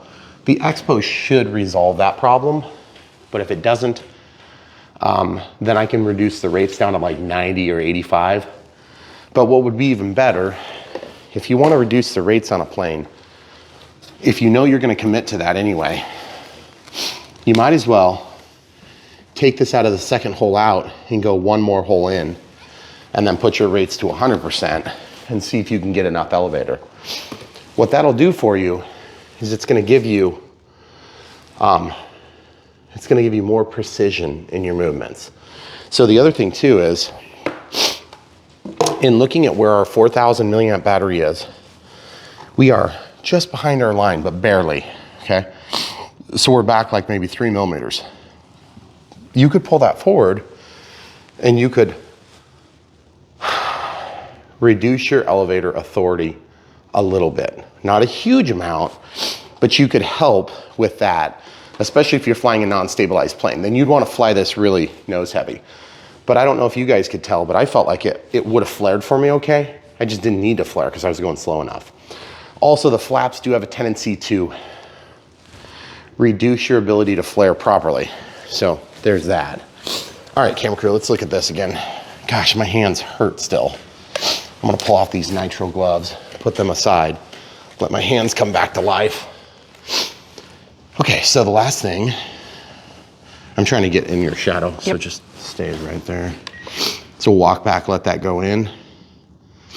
The 1X is actually fine.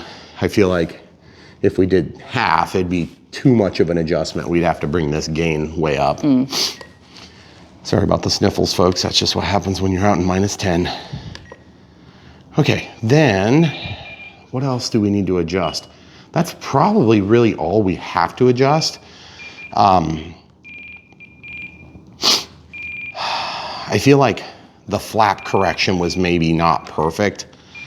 I feel like it was not ballooning on us. So I'm gonna just bring this back to 5 and I'll bring this back to 2. I think we started at 10 and 15 on the Unbox build radio setup. And our first flight was really windy. which reminds me, do you remember the overcorrection on the yaw axis and the wind? Let's go ahead and turn that down too. So if we go back to forward programming, we can turn down the yaw axis a little bit too, which of course would be the rudder. Gyro settings, AS3X, AS3X gains. And then we can go to yaw and we can click. And let's just turn that down to 50, okay?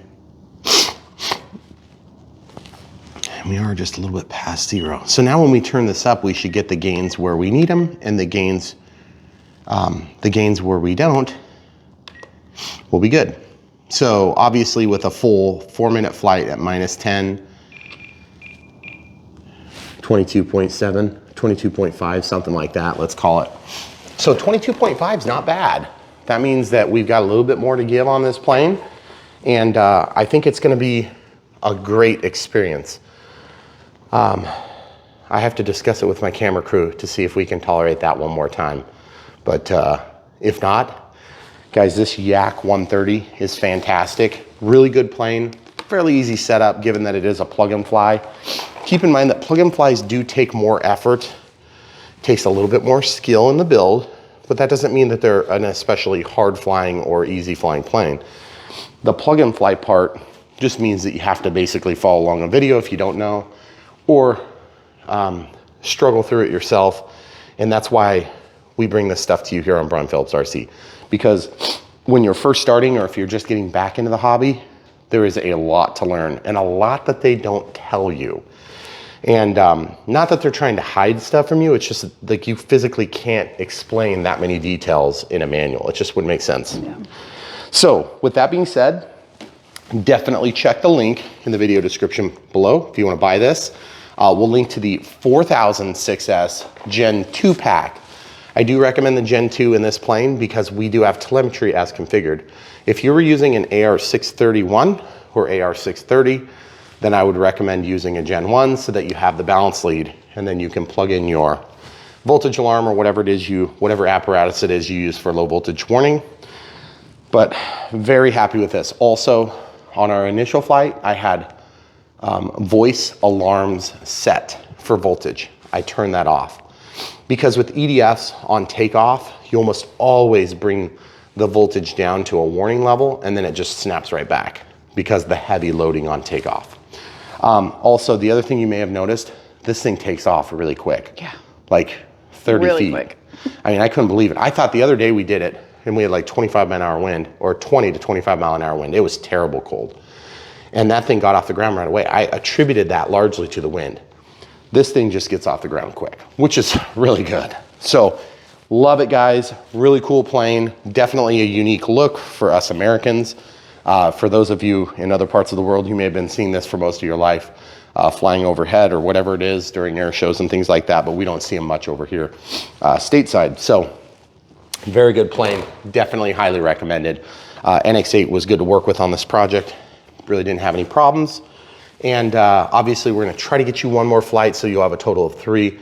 And we want you guys to know that this is a good plane, so we'll try to get you a good clip. Thanks for watching. And then a special thanks to our patrons for the support you're sending us. Thanks, guys. And then if you want to become a Patreon, or if you want to patron, or if you want to send us gifts on PayPal, we have links in the video description below. But the biggest thing, the most equitable way to do this, if you want to buy the plane, you watched the video, you enjoyed it, just buy the plane from our links. We'll get small commissions from the companies that we do work with, and that will help to fund us. The other thing too is if you hate the Yak and you want to buy something else, we have tons of planes. Just check the links in the video description below. And soon we hope to roll out a website that will make it a little easier to find what you're looking for. And it's going to do the exact same thing. It's just going to help you navigate through so you can see pictures along with the names. Because like right now, we just are out of links. Like our space is limited on the description. And so when you scroll down that massive list, we do that for your convenience, but it's also, it takes us a lot of time because every time a link changes, we have 1,500 plus videos.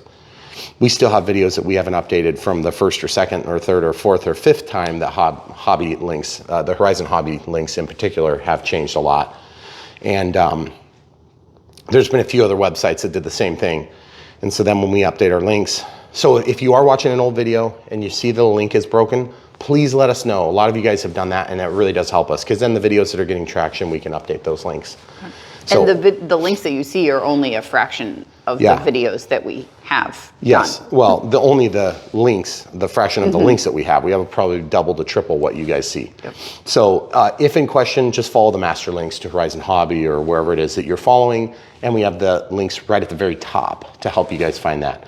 So without further ado, stay tuned. So much more coming here on Brian Phillips RC. Thanks for watching.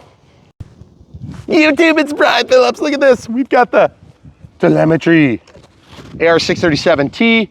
We're done with all of our modifications or adjustments into the settings. We're gonna fly this on a Gen 1 pack this time, 4006S smart pack, and we're getting a little bit of wind kicking up. Takeoff flaps, elevator. We've got our gains figured out. If you didn't already see that, we'll have it at some point during the flights. Really good ground handling on this plane. Here we go. Oh man, look at that thing. Out of the gear. There's 100% throttle. Man, this thing's flying way, way better now, hon. Way better. Look at this. No wing oscillation. Well, pretty minimal. It's kind of windy up there. Oh yeah, feels rock solid now, guys. Look at that.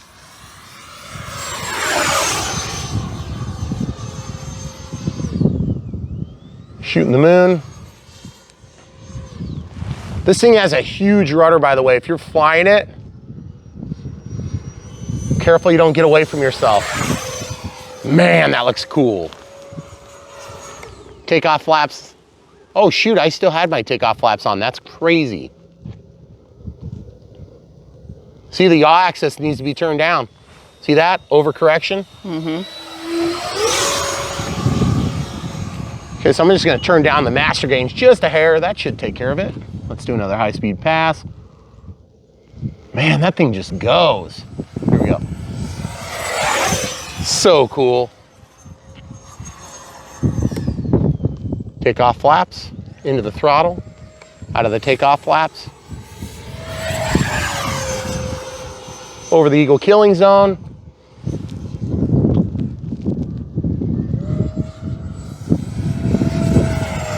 If you guys haven't figured out we live in a flyover zone, you should know by watching our videos, all the planes going overhead, way, way up there.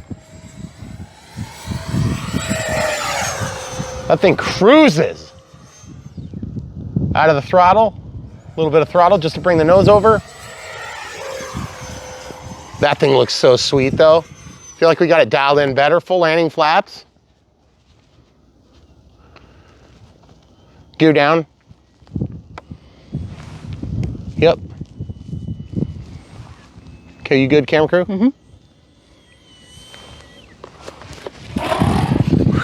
Woo! Pull up elevator, a little bit of jiggle. Don't want to tip it. Yeah, baby. Can I get it back? That'd be much appreciated if I could. Dang. Okay, so we're gonna pause and go get it. Okay guys, so that was about a 3-minute flight. We're at a time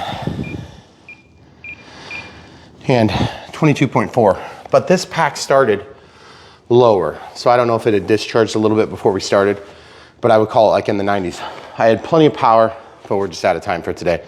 And with the adjustments, I want to do one more adjustment. Forward programming.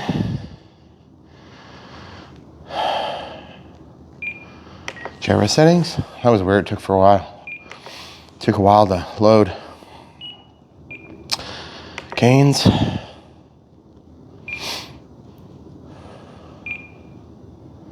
Okay, so we're gonna turn the yaw down even more.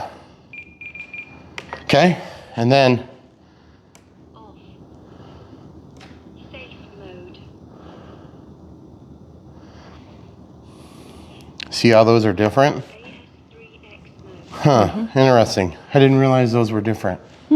So that's good to know. So 25, 50, and 40. And then your safe is still the standard presets. Yeah. 25, 50, and 40. Is that what I did? So that we learned something new today. Flight mode 2 has no AS3X, we have it off. Flight mode 1 is AS3X, so that's our default settings that we're basing both on. Was it 60 for pitch in mode 3? I think it was. No, it was 50. Okay, so anyway, once you walk out, you just go out of the gyro settings and just walk your way back to the main menu. And then out of the function list, and you guys are good to go. So what have we learned? Great plane. I really like this thing. What I don't like is flying at -10. It hurts your soul.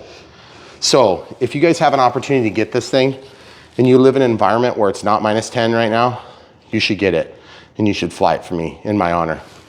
But for now, trailing link landing gear, super, super good. Really happy with the way everything worked. And obviously the smart packs have been doing great in the cold. So that's one big dilemma we've had with lipos in the past. I feel like we've maybe, I don't want to say turn a new leaf because my lipos are still fairly new. But you know, some of them are getting on to be year and a quarter old. So let's see how that holds up. For now though, stay tuned. So much more coming. If you want to help support us, first of all, thanks to the patrons. If you want to become one, there's a link in the video description below. Obviously we have PayPal as well if you like one-time gifts. But we think the best deal is to just buy the airplanes that you like. If you hate the Yak, or if you think you need an IX-20 instead of an NX-8, I can't argue with you on that. So definitely check the links in the video description below. The NX-8 has been great. We've been able to do everything except for one feature on one plane so far. So I would say this is a perfect starting point. Don't get the 6, get the 8.